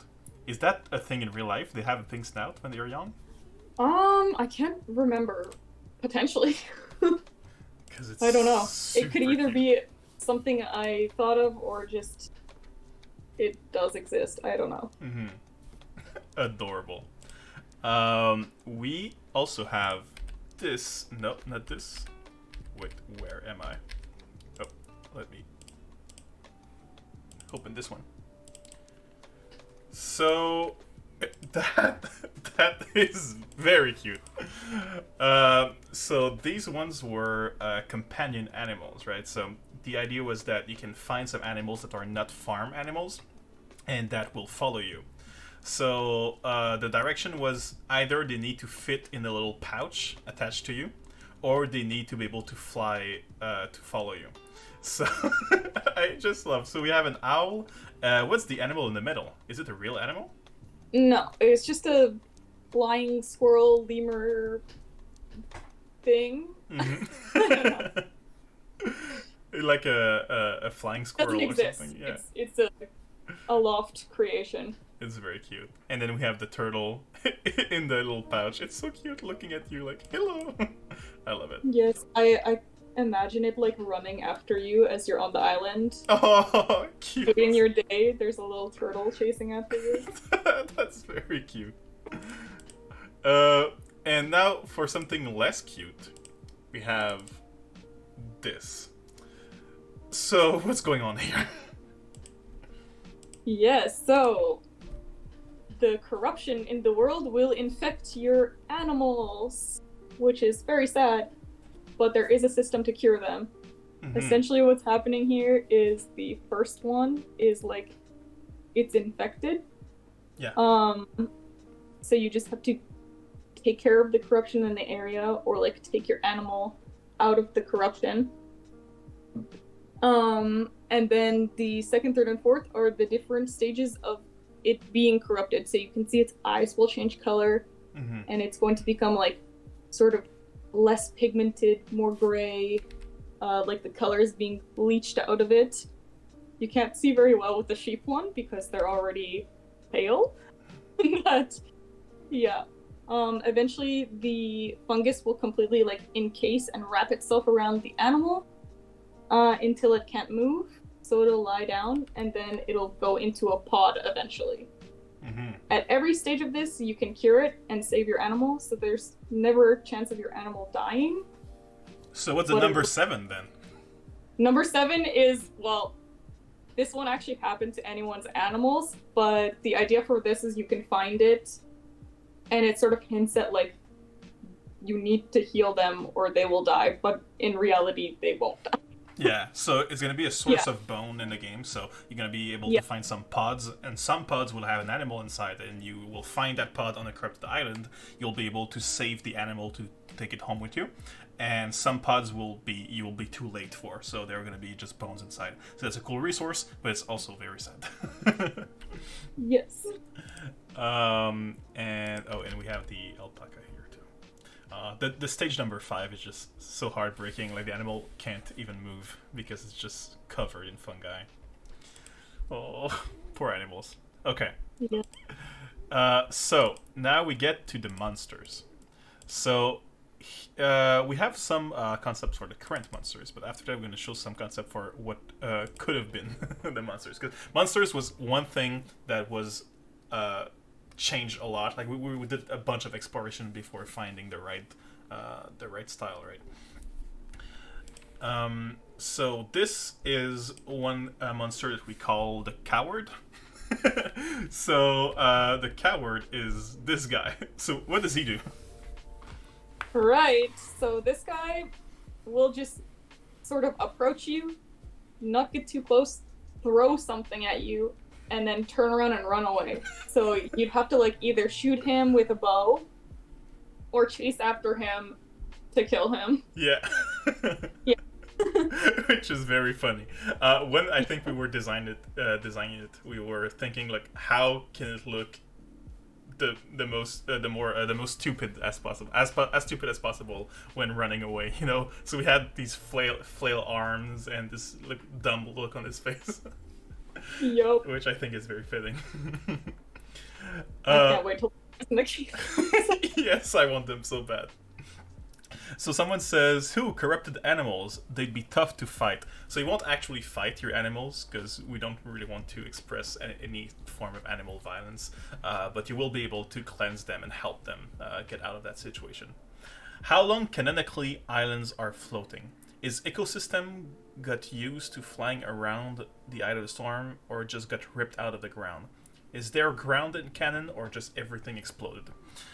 So the ground is an endless ocean, so there's no land anymore. So the hurricane is not the only one. So there are a bunch of eternal hurricanes around Earth, and they ripped the ground, out of the ground. So the ground is now floating as little pieces, little islands, and the sea levels have risen so much because of climate change that everything is ocean. So that's been there for a while. So the ecosystem has kind of evolved to match that, but not all of it yet. So we're kind of in the future where some things are very good in that environment, and some things are still as we know them on Earth right now. Okay. What's this guy? I haven't seen this guy in a while. The idea for this guy is it's based off of the bleeding tooth fungus, so it's a very cool fungi. I guess you can see the references down there. Basically this guy will regurgitate one of those little red orbs into his hand and then throw it at you. Oh, that's nasty. And so that was another example of the coward, right? So that could have been what the coward is. It's really, really funny. So here we have the guard. So the guards are actually in the game right now, but not all the features are here. So you can see the guards throwing the shield, which is actually his cap. And that kind of acts like a deadly frisbee that he throws at you. Yep. I think we have the versions of it in the ground, and the version of it as like the normal guard who doesn't have any kind of shield. Was it hard to come up with designs that can fit in the ground and look like a mushroom for each enemy? Not really, because they're all based on mushrooms, so like it wasn't super hard. Yeah. Yeah, I didn't have much of a problem with that. Usually they have like mushrooms on top of their head, so yeah, so that works out. You just have to make them lower into the ground. Like this one. Exactly. So this one is the Devour. So it's kind of meant to be a boss battle. So there's a lot of things going on here. I think a lot of things too that are not shown here. So basically that enemy kind of go into a big bowl, a big sphere, and then rolls around trying to kind of hurt you and push you. But the reason it's rolling is because it's trying to get to a corpse of an enemy. And that's why it's called a Devour, because underneath, you can see on the top left, there's a big mouth, and it eats the corpses of what it stands above, and it then transforms that into spores, and it either has an AoE spore attack where it creates a bunch of like fumes around it, or it will throw like kind of a spore bomb at you from the shooters. We have a lot of different concepts for this one, but I think that's the only one I could find. So I think there were some challenges here at the beginning, right? Oh, I think that was the one version. Why didn't we keep this one? Because of the tentacles. Animating them would have been a problem. Yeah. Yeah. Because they have to aim at the player and they have to move, and tentacles are just a mess to animate. Exactly. Yeah. And oh wait, we have a little guy at the bottom left. I think that's this one, right? What's this character? This one I don't think survived, it was an option for the Shrieker. Mm-hmm. So those changed. Essentially, they scream at you, and it sort of disorients you, and it can fly, right? Yeah. So So ended little up wings. the other one, which maybe I'll show. I don't know. Yeah. So this one here. Yeah. So yeah, that one is the flying enemy. So when it screams, it will boost the other enemy on the island. So you kind of want to shut him down by shooting an arrow or maybe jumping at him. So yeah, they look very silly when they scream. They're kind of I think the word we used was they're kind of throwing a tantrum. Yes. And then they kind of have a spiky head, so they can try to plunge towards you. And if you avoid them, instead of hitting you, they will hit the ground and they will be stuck. So they will try to get out, but they can't for a while. So you have a moment to attack them like that. I think that's a very funny concept. And they also attach to islands, kind of like how do you call stars in the sea? That Barnacle? Barnacles. Or sea stars. Sea stars. Yeah. Is that what they're called? Maybe. Starfish. Starfish, yeah, that's it. Again, sorry for derailing stream a little. I'm just fascinated. Yeah, don't worry. We love reading comments and questions. That's why we do this. Will Devour cannibalize their own to use attacks on player? Yeah, so they only eat their own. So basically they are... oh, you mean like they're alive mushrooms? Maybe, yeah. Could be great. Devour it eat corpses. If there's no corpses, they eat the living ones. Shrieker looks like Derpy Frog. Oh yes, so that one was kind of the with the eyes really looked like a frog, yeah. Which is kind of cool. And we had a bunch of variations for the Shrieker, so that was another one, I think, right? Yeah, this one was pretty tricky. I remember like struggling with this one a lot, trying to get the idea right. Because it needed to fly, it needed to be able to be stuck on the ground, it needed to scream, so there was like a bunch of things going on. Yeah, I like how the concept turned out though. I think it was a good way to go. And that's another idea, right? That's all different ideas for the Shrieker too. Yep. I liked D. It's like an angry grandma with hair. Yeah. Angry mom with hair curlers. Yep. That's really funny. These are also concepts for the Shrieker. Yes, many. Yeah, we had a lot. Yeah, this one took a while. Alright, so that was the Shrieker. I have concepts for... Oh no, that's it. Yeah, that's it for the enemies. Okay. So in the end we have the guard, which is currently in the game, but not with the additional features of the other two. Right now they're just a bit stronger. We have the coward. We have the Shrieker. And we have the Devour. Okay.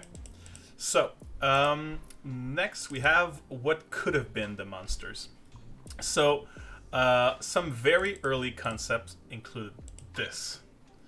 So, I'm kind of curious, like, what was the inspiration for each of the little phases and why we didn't take them in the end?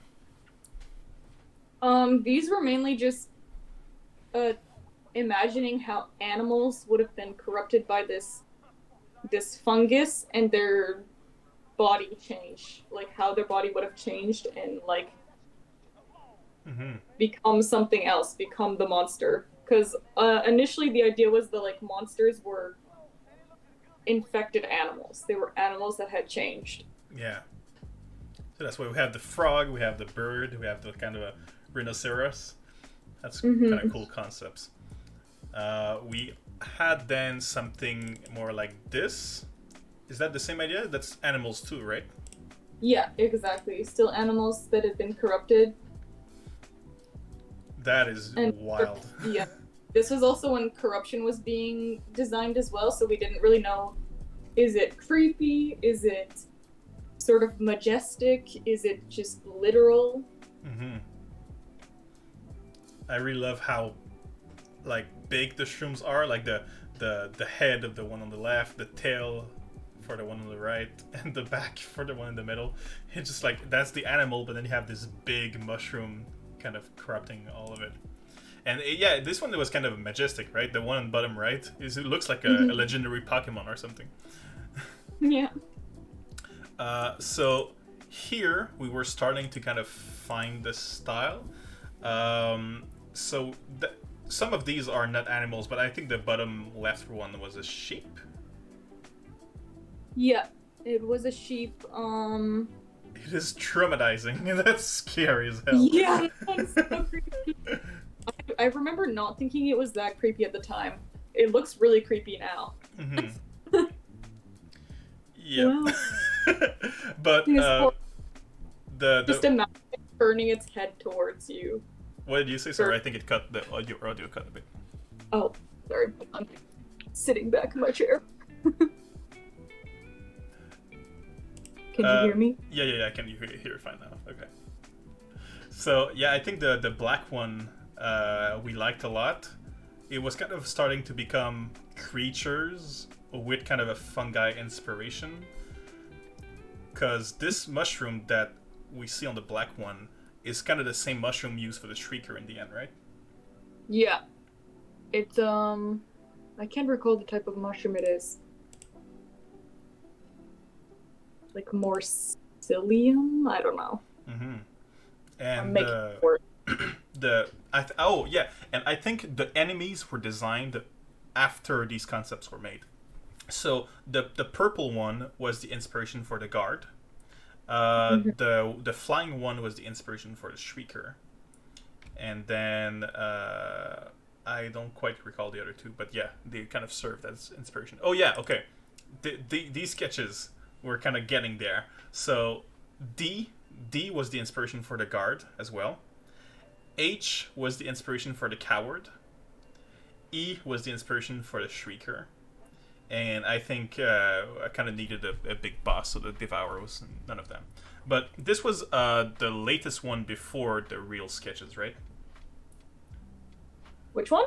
This one I'm showing right now. So this sheet was kind of the latest style that we really liked.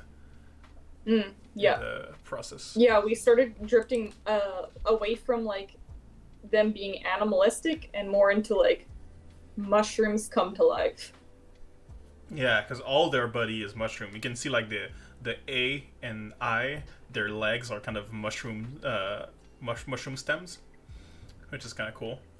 And we also moved away from the creepiness, right? We thought it was like a relaxing game, and we didn't want them to be very, very scary. Yep, they were pretty creepy. Talking about creepy, this is kind of an early concept for animal corruption. That the bottom ones, I think J1, J2, J3 is kind of an evolution, right? It's what happens over time. Yep. So it would like become this gross goiter on their neck and slowly grow until it exploded. That's so nasty. Yep. Oh my god. It's really nasty. Yeah. Wow. Not exactly the Aloft vibe for you. No, indeed. And then that was also kind of an early concept of how it would look like if the animal became trapped in that fungi. Which is really cool. So Arcady Fan is going away. All right. Good night. Thanks for being there.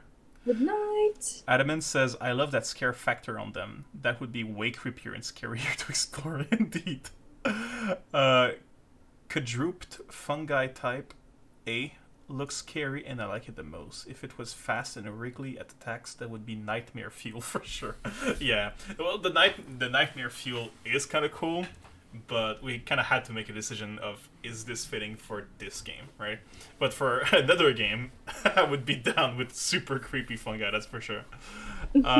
Would love to see at least one of biped body horror creatures as a rare spawn in a huge island. Maybe in the future we'll have some more enemies, and maybe one of them will be a bit creepier, still in that kind of a stylized style, but we'll see.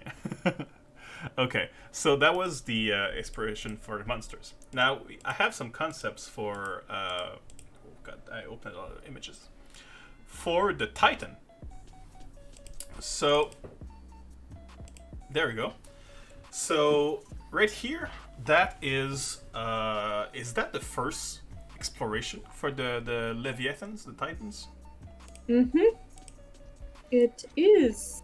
So, Yeah. did you have any inspiration for that? Are these all based off turtles?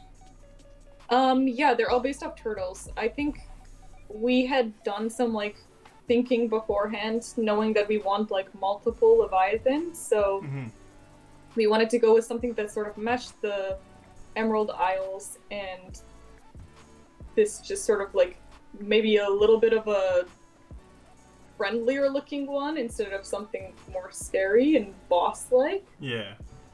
Yeah. They're very cute.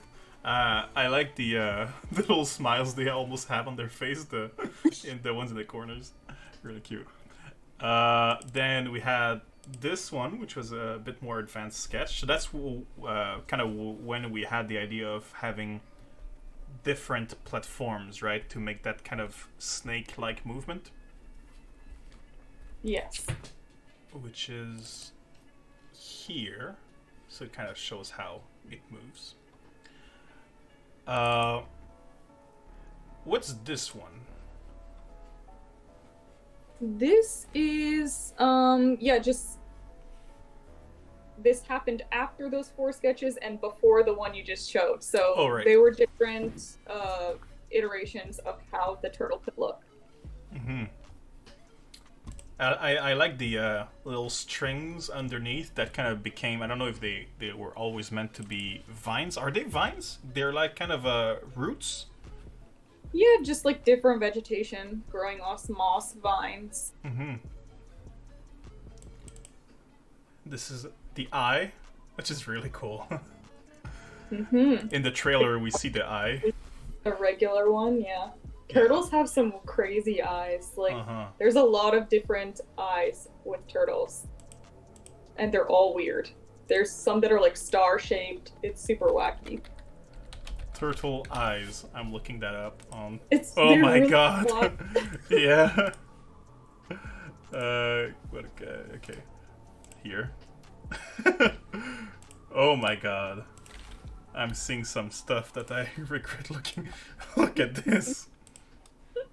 He's so cute. Yes. but it's a very special eye, that's for sure. Yeah. Okay. Someone says camera hides second one. Oh, oops. I forgot that my camera is in there. So second one was this one, right? I can probably show here. There we go. Living island. Will Titan be smart or just animal-like creature? Depends what you mean by smart. Because when you find them, they will be corrupted. So I do have a sketch for that. So that's kind of a initial take on what corruption would look like. And so when you find them, they will be corrupted. You need to help them get rid of that corruption. And then they will just, they just fly around. So basically think of them as like whales or something. So they just do their own thing. They're pretty happy of just flying around. And you can live on their back if you want. You can use them for transportation. So we're thinking of maybe having some control over them, like culling them with a whistle, or just kind of taming them without really taming them. But that's all up to discussion, so we don't know yet. All right. And here is kind of that's 3D screenshots, right, of the texture underneath, kind of feedback for Mary. Mm-hmm. And what is that? This is a way to like track the Titan that is corrupted. So it would leave these smoke trails or these gross corruption trails And if you have a fast island, you can chase them down and then help it. Help. Yeah, so if you see that trail, you just follow it up to the source, right? Exactly.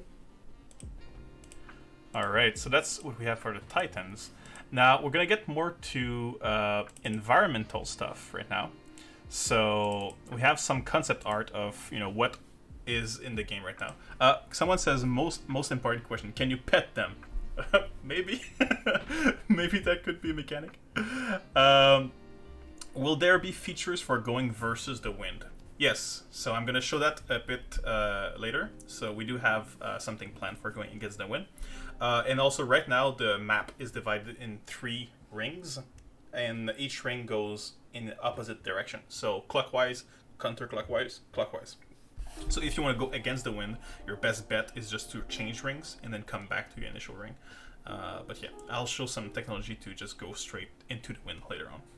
So the what was the point of this concept art? We were revamping our Emerald Isles biome. So I was designing different zones. Like this is the cave zone. We had the forest zone, the meadow zone, the cave zone, and the pond zone. So it was just showing the different foliage that can appear in these different zones, different plants that'll appear, so we get a really good variety of plants. The environment is interesting and changing as it does in the world we live in. Which is really cool because we very much felt the difference between the old assets and the new ones, like the new biomes. It felt so much more alive and dense and varied. Also, I think a lot of people say that we have more variations in the plant life than most games out there, which is a good thing. It is good, yeah. Woohoo! And what's this one? This is a super old concept of what a forest can look like. I think we have other ones too. This one for the meadow. We can see some kind of the flowers, the fallen down log, some of the trees with the wind lines. And then we have the water here. Yes. Very cool looking. That was in very early. In the first month or something, I feel like. Yeah, it was very early. So there was always an idea to have these different zones. It just became more later on. More changes. And this also was very early. Yeah. For first weeks or something. Yeah, super early designing the Emerald Isles. A little bit. So for anyone who doesn't know, the Emerald Isles is the kind of the biome that's currently in the game.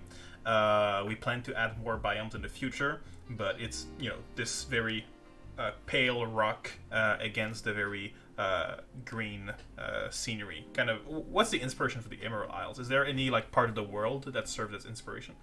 Yeah, this one's based on United Kingdom, so a lot of those flat plateau rocks near the sea. That's very cool. I like the style as a first biome because it really gives that feeling of something very light and peaceful and joyful in the sky. So green and blue and in the clouds. It's very cool. Yeah. The idea was to keep it it's your easy level, it's your beginner level, so nothing too treacherous yet. Yeah, really like that. And this one was kind of the first wallpaper, first image that was a full image that we could use for promotion. So although it's very low detail, we kind of used it for I think it's the current background for the website, because the website hasn't been updated in a while, so the image is this one. Right. We also have some kind of the new assets for the island editor, right, for the building pieces. This is some of the cave assets. And okay, what's the story behind the faces? These there was a few ideas behind them. The inspiration comes from Princess Mononoke. those little spirits, the pale spirits in the forest that like shake their heads, and it's very cute. Oh yeah. Yeah. Essentially, these ones will be like when the wind goes through the cave. In my idea, they would whistle through these rocks, and that's cool. these rocks had been carved by past explorers of the hurricane. That is very nice. I love the idea of the whistle through the rocks. That's very cool. And I think initially, maybe I'm wrong, but I think they were not meant to be picked up, and then we just liked them so much we wanted to pick them up. Yeah. That's what happened. So here are some examples for trees. So right now in the game, the trees are not our assets. So these ones are kind of meant to replace them. Are these all trees from the Emerald Isles, or are these different biomes? These are all going to be in the Emerald Isle. Okay. Yep. And plus the fur one we have in the game right now, some of them on some of the islands. Yeah. Because Mary did those, and they look amazing. Oh yeah, they do. Good job, Mary. So, I can see they're very twisted, right? So I guess the inspiration was to just convey the feeling of the wind in the trees, right? Yeah. Well, there are some like parameters on that. I would have liked them to be much more twisty and bendy, but we have to chop them down, so we can't get too long. That's true. Yeah.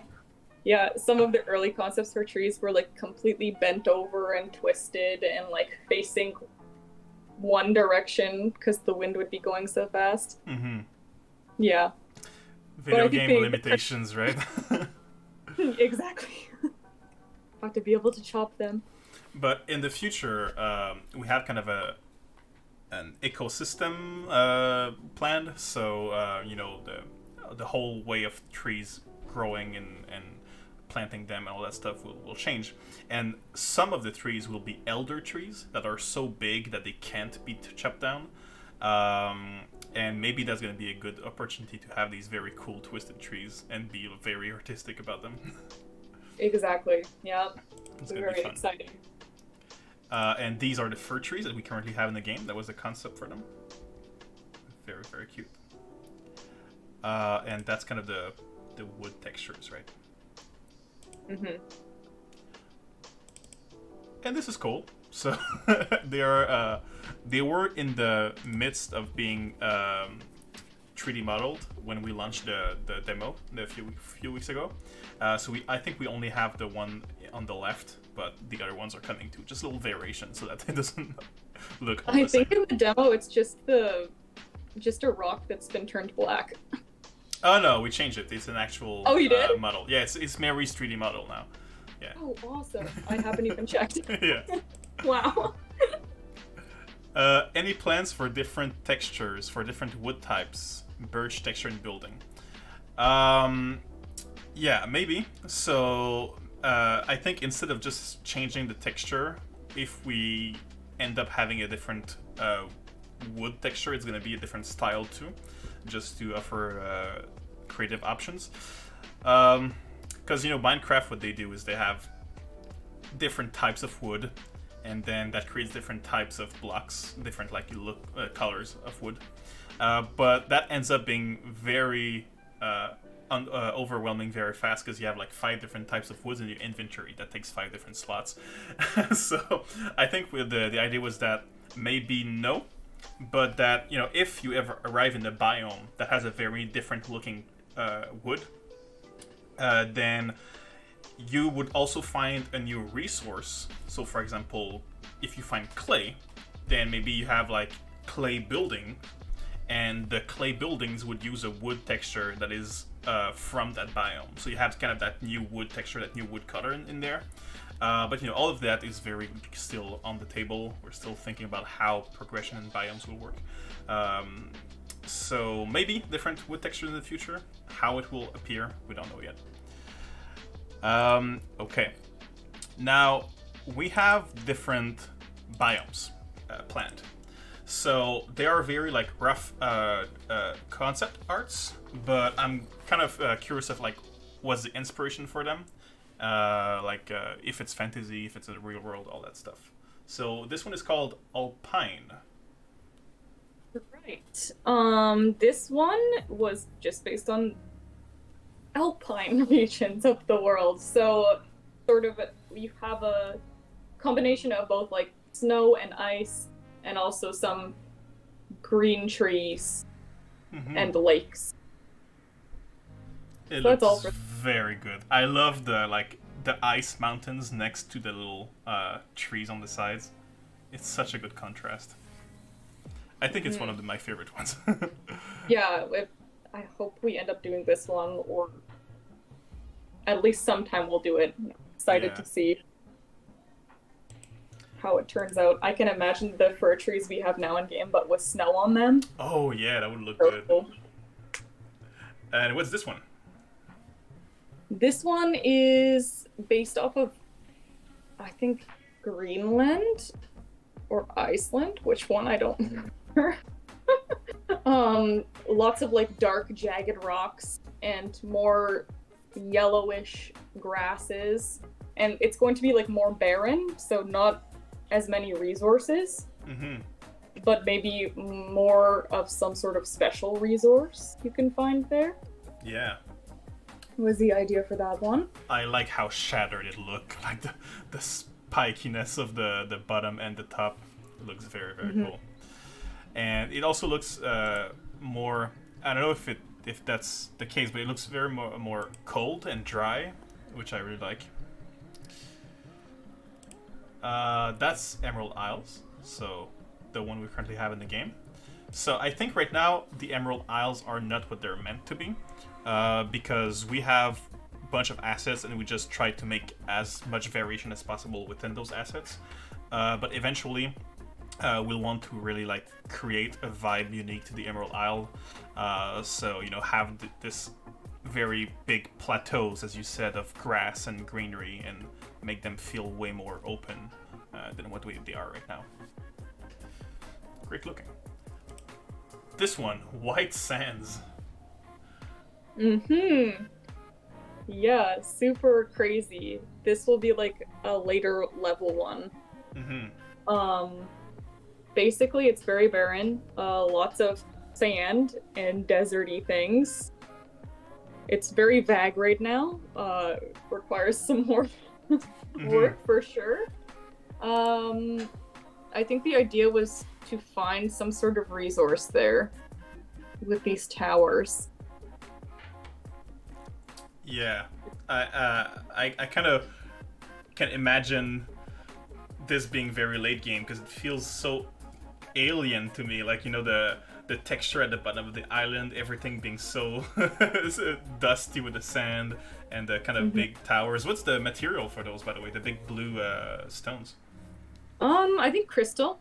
I didn't really think about it too hard. These were so early. They were more ideas. Yeah, crystals. I think you can find big crystals in some parts of some deserts in the world. Yeah. And that's what I think. You can see the little reference of the guy saying the bottom right. Crystal. Yeah. That's super cool. Someone says, oh, wow. Okay, bunch of message I missed. So when it comes to inventory, are there plans to have perhaps chests or little trunks or something for storing the resource you don't need in a moment? So last week on the stream we showed the chest at the end of the stream. So if you want to catch that, I think the VOD is still up for 24 hours. Then someone says, yeah, there will be chests, but don't need to look them every minute. Yeah, because it's kind of accessible from everywhere on the island. Perhaps Nico can bring up the artwork very briefly. Of the chest, yeah, the chest artwork is coming, so we will show it soon. Emerald Isles is very island-like landscape. Yes, I love the look of them. The White Sands biome look very pretty. Yes, it's so different from the other ones that are mostly, you know, natural looking. These ones look very fantasy, even if they're not that much fantasy, they look much more alien-like. Okay, so this one is very cool. What is it? Yes, I want to do this one so bad. Yes, me too. Yeah. Basically it's your ice biome, so everything's frozen. It's all ice and snow. There'll be some pine or fir trees and maybe some ice caves, different stuff like that.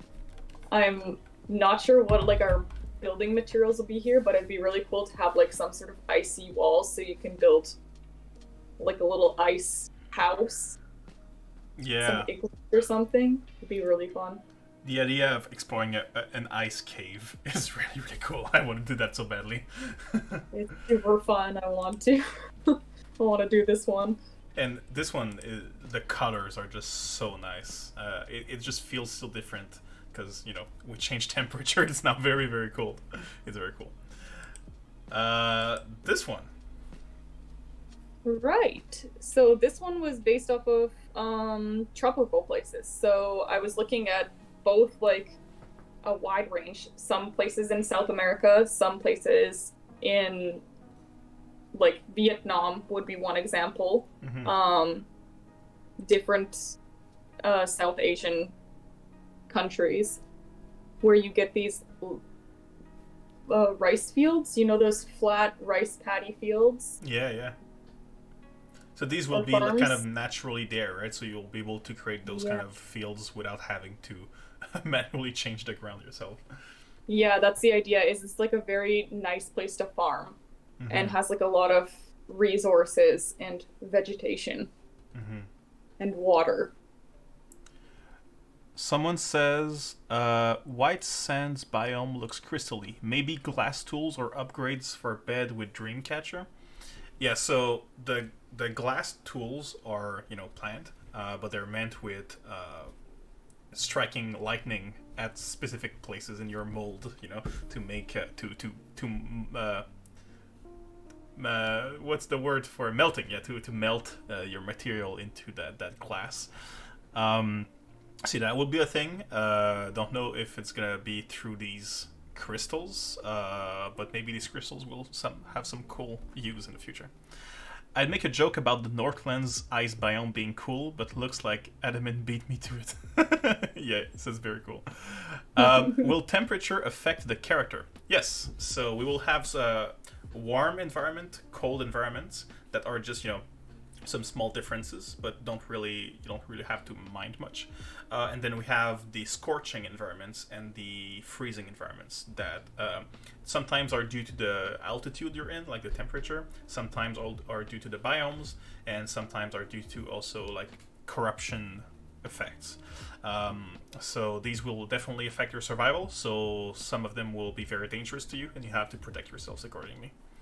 I can't wait to place Ice Island near my some volcanic one and build connections to them. Oh yeah, kind of make a contrast between the two. That's cool. That could be cool.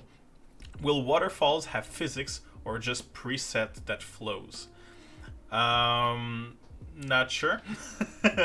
Like if they have gameplay, reasons to have physics and all that stuff, we'll probably have that. But we'll do the one that serves all our function the most without being that much work, because obviously there's so many things to add into this game. But maybe one day we'll take the time to really make them physics based. Paradise Island looks like a perfect place for making underwater base. My first thought was, oh, there's going to be specialized or rare food types like here, like bananas, like Mrs. Kenzie mentioned, rice or something else that is a little harder to find ourselves. Yeah, underwater stuff might be a thing. Right now, we're not thinking too much about underwater, but maybe yeah, Paradise Island would be a good reason to add some underwater mechanics. So, will altitude change something on island you fly on? Yeah, a couple of things. So altitude, basically, the higher you go, the colder it gets. Also, the stronger the winds. But the least particle in the air. So if the wind is going very fast, but there's not a lot of particles, you need a lot of surface contact on your sails to be able to move, because you want to catch those particles.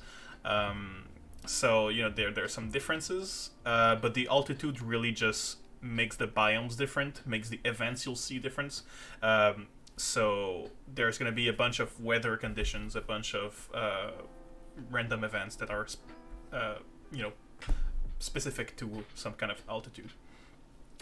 Okay, So next biome is the red cliffs. So this is kind of a Arizona biome, right? Oh. Kenzie, are you still there? Because I can't hear you anymore. I'm still there. Okay. Yes. So Yes. Okay. we're not the red Sorry. cliff. Sorry, I was answering some questions of the chat. No, I've been here. Yeah. Okay. These ones, the Yeah. red cliffs. Right. I am really excited to do these ones. They're sort of based off of different places in United States of America, so Wyoming and Utah, maybe these sort of Midwest states that this red rock, and they're also cold at the same time, so they get this really beautiful array of colors where they'll have green vegetation, but also they'll have snow sometimes, and these beautiful red rocks. So I just thought this would be a very cool, stark, different biome. Yeah, definitely. And the vegetation is very, very sparse. So that's gonna. It's cool that because the Emerald Isles is very plentiful, but then we can have some rarer resources that are harder to find in these biomes that are more that have less vegetation on them. Yeah, clay or something being found here. Oh yeah, exactly. Because clay is coming very soon. Yeah. Exactly. This would be a good one to start that in. We'll see what happens though. Rose Towers, one of my favorites. Can you describe what we see here? Yes. Basically, I was wanting to have pink trees, so that led me to Japan, and then I thought, how will we make this different than the other biomes? And I found the, I think what are they called? The towers? They're in China. The bottom right reference, right? The little very tall towers of rock. Yeah. There are these awesome rocks in China that are super tall and skinny. Mountains, I guess. So that was the inspiration for the Rose Towers.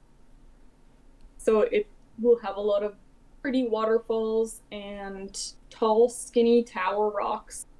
Maybe some cave systems inside. And yeah, there's so many holes. Whatnot. The little holes are like probably like interconnected caves or something. Like I just want to go into one hole and come back from another one. That's really cool. Okay. Now I think this is. Oh no, that's the last one. So the wetlands. So this one's just your swamp biome with lots of like twisty trees and wet vegetation. Probably a lot of water on this one. Potentially like covering most of the ground is water. Would be nice to have like pools of water everywhere. And one thing that I think is very cool with this one is the opportunity we have to connect multiple things together as one island, to have like these very big roots and vines connecting them between each other, so you don't have to actually connect them yourself. They're already connected, and you can kind of that's really, and you can really like run down the roots. Yeah, like an Avatar. Yeah, that's very cool. Okay, and this is kind of just shape exploration for the Emerald Isles, right? Yeah, it was figuring out like, what rock do we want? This might have been before any of the biomes were designed, actually. Just figuring out what we wanted to do with the rock. Yeah. Will it be windy? Will it be like wet? There's a lot of different textures rock can take.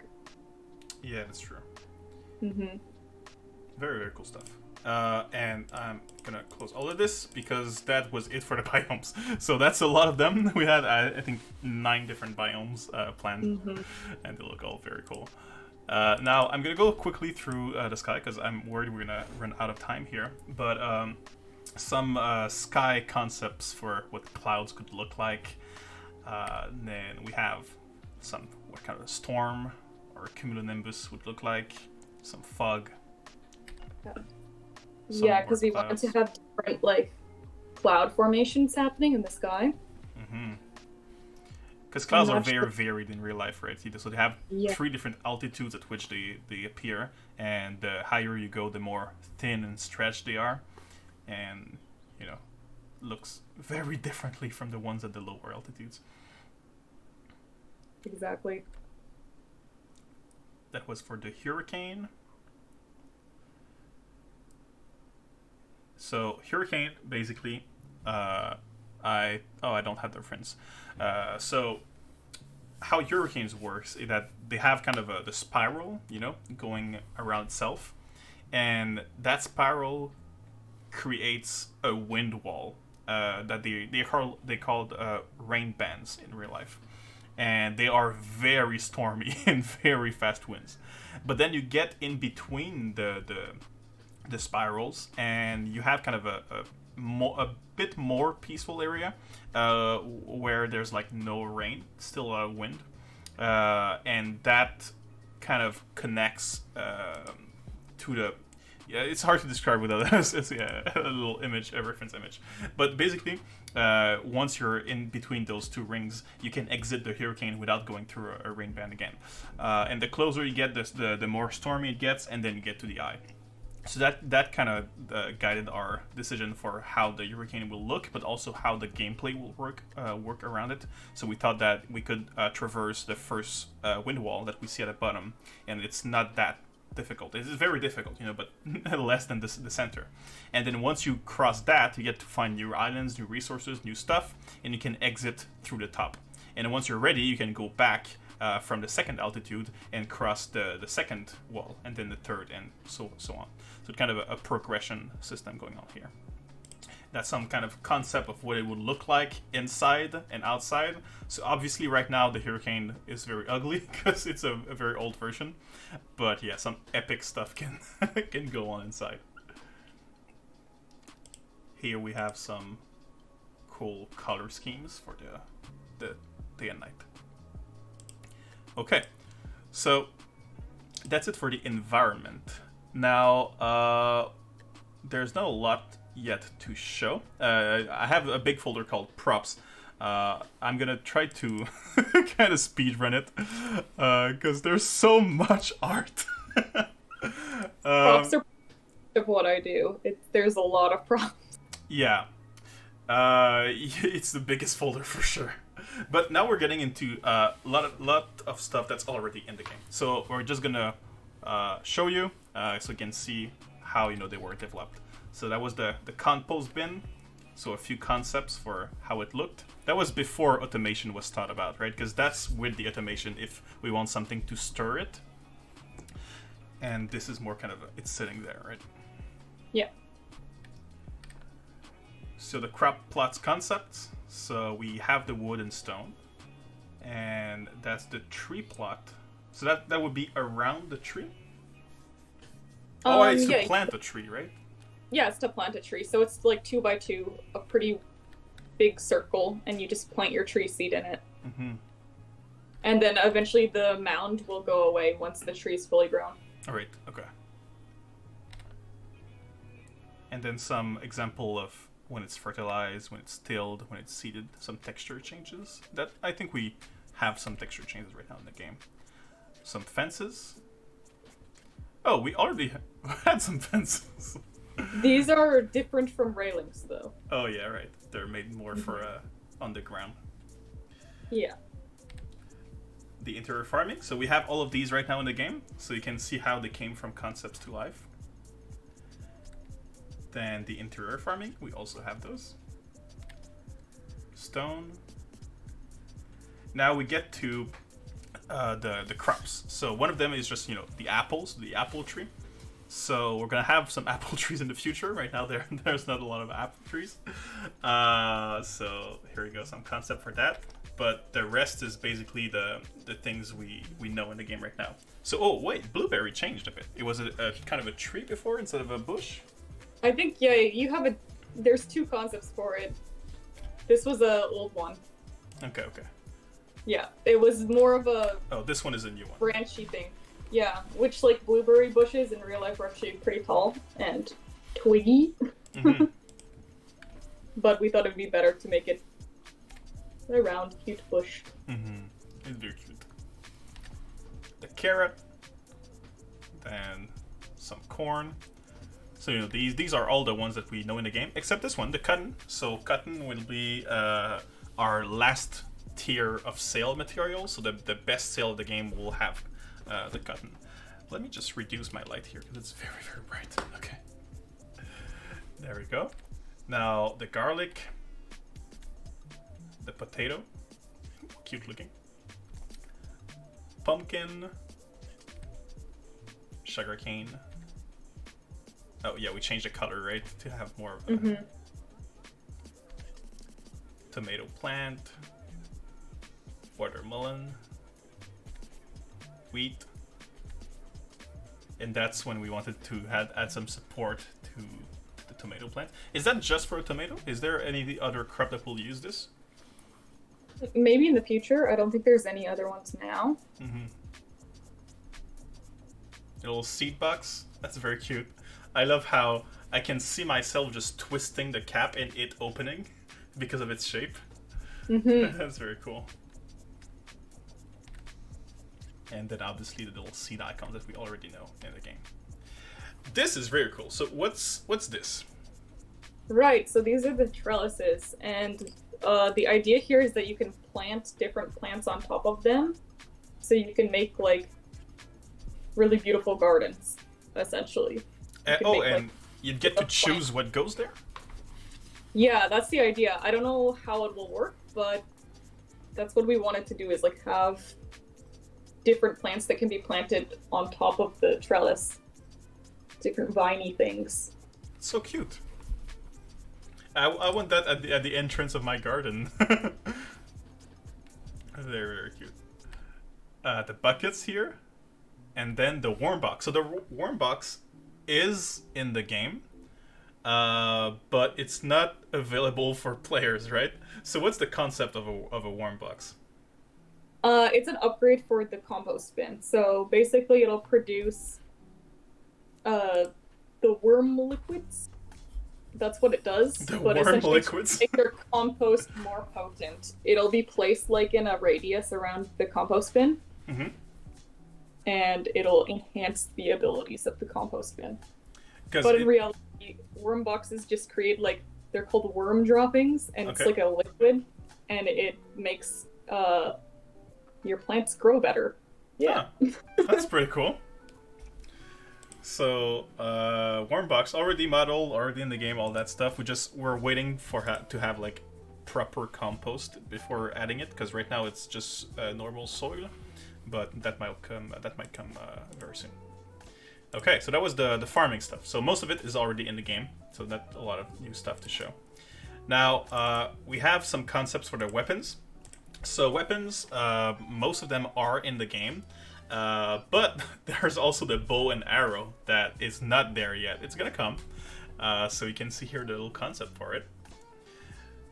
And I think the rope here, was there any correlation between the rope here and the sailor nature of the character? Or was it two different things? Yes, I usually add rope to stuff because of the sailor nature. And it just it's developed into a style of Aloft, I think, is having rope on stuff. Yeah. That's true. Almost everything has some rope. Yeah. Here are the bones. Oh yeah, these are the... They had some kind of engravings. These are like the upgraded version. Oh, okay. Or the upgraded version, they're not finished yet. Because I did some ideas for those. And here, we have one that is not yet in the game. So that's glass, but what's the other material we see? That would be copper, or malachite, I think it's pronounced. Which we have planned for later. Yeah, so malachite is kind of a metal that if you charge them with electricity, it kind of becomes copper. So I think the idea was that we have Metashite that is very highly conductible in caves, and you use that for a lightning rod, and you also use that for like the mold of your glass weapons. But then when the lightning strikes, some of that Metashite kind of fuse with the glass, and it becomes copper. So you have this very, very cool looking weapon. Mm-hmm. Exactly. Now, this concept right here, that's fairly recent. It's an addition that's coming to the game. So, can you describe what we see right here? Right. So these are the bandage concepts. Essentially, when you're walking around, you might see these flowers here, and it's a healing plant. So you can harvest the little salve that you see up on the top on the leaf, the red crumbs. Mm-hmm. You can harvest them, and then they can be combined with different fabrics to create bandages and then heal you or have a healing buff. Pretty I'm not cool. sure exactly what the game mechanics are. Yeah, so right now we're thinking of you craft them, you equip them in your hotbar, and then when you want to use them, you have to hold the button. So the longer you hold, the more health you're gaining. But if you want to like stop holding because some enemy jumps on you, then you have to like stop, and then you get less heal for it. So you kind of have to find a secure spot to heal for the full duration, and go back to fighting. So yeah, pretty cool. Pretty cool concept, and also the symbol here is just two petals tied together because the red cross symbol is is not available. It's what's it called? It's a trademark? No.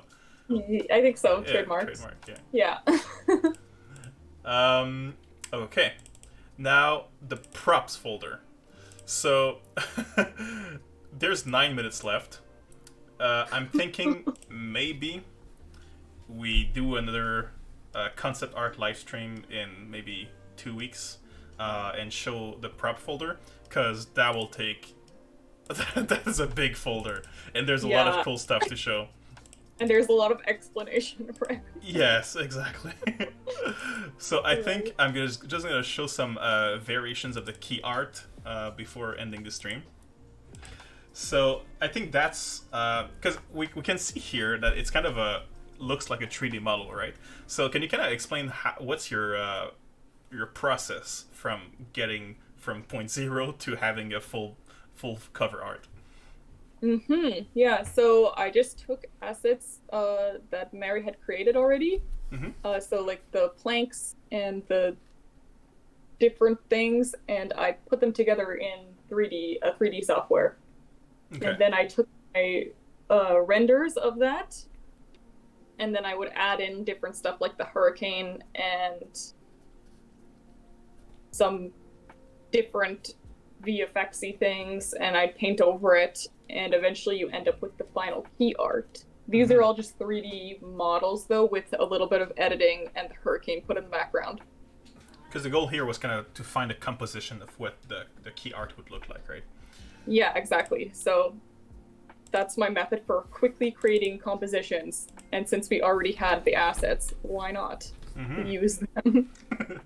And here is kind of a bit more advanced. So we have some clouds. We're starting to think about the vertical position, because for mobile, for banners, all that stuff, we kind of sometimes need something vertical instead of horizontal.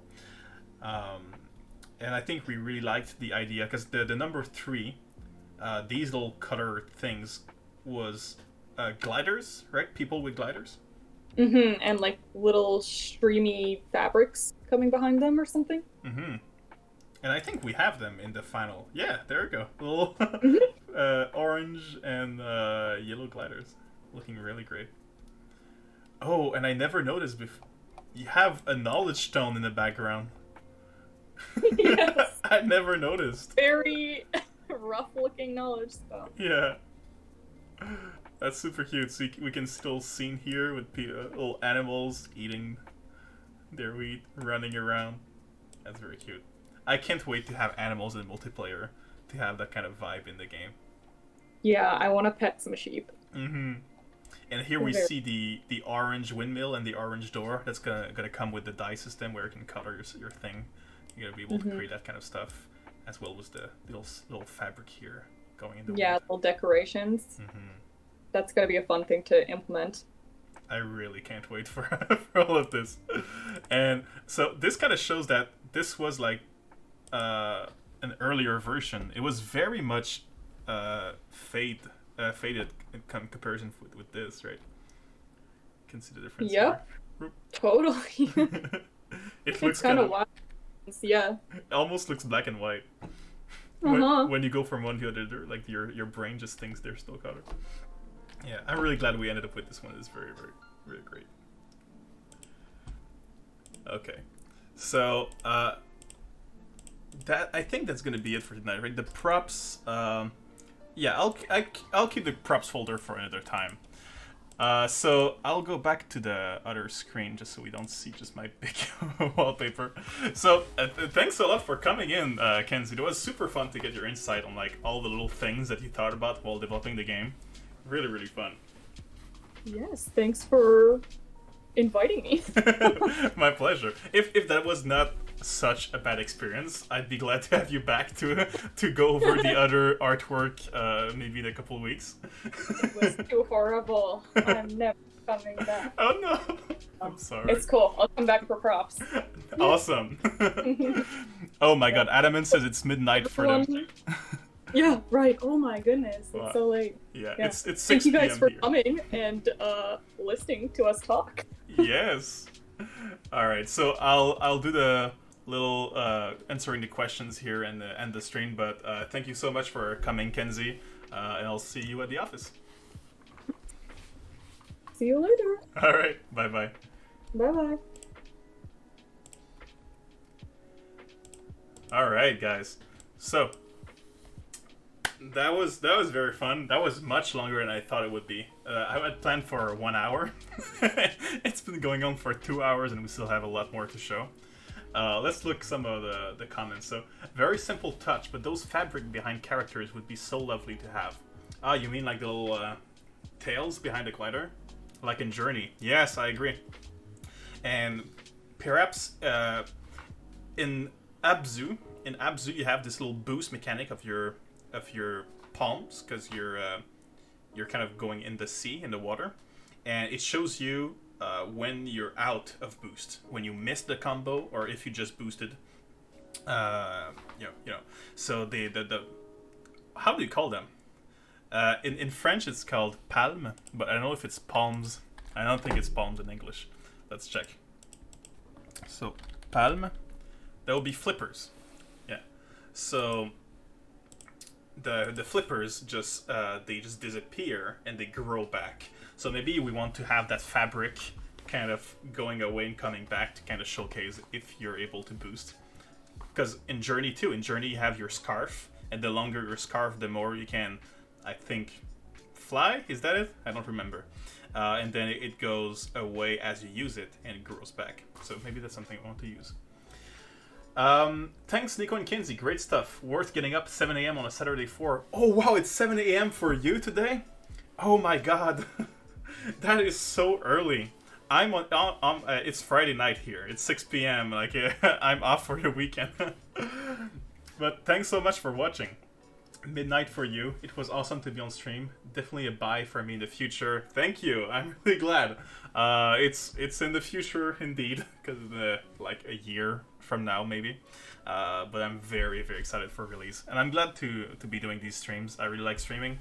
And yeah, the folder of concept art that we still haven't shown you is the ones I was most excited to show you.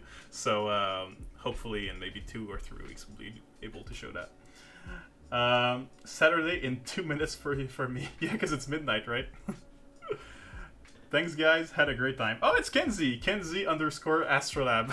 She's part of the gang. All right. So it's 5:58. We've been streaming for the 3 hours. It goes so fast. It's so fast. Every time I'm like, what? 3 hours? Really? I've just been talking. Damn. All right. So once again, if you have any like comments or suggestion for me to improve the stream, let me know.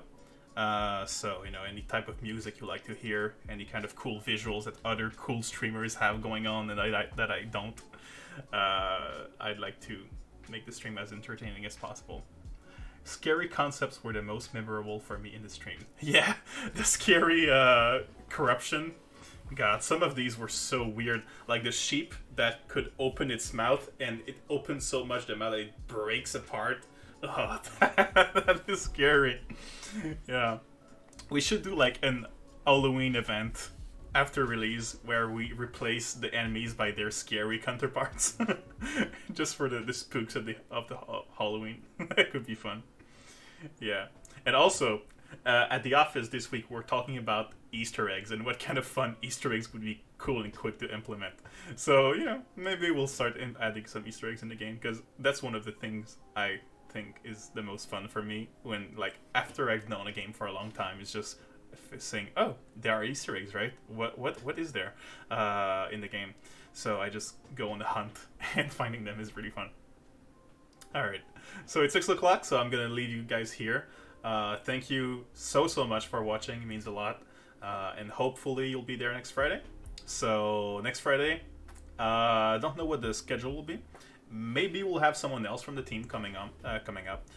Maybe it's going to be just more of a chill Friday, just playing and talking. So we'll see.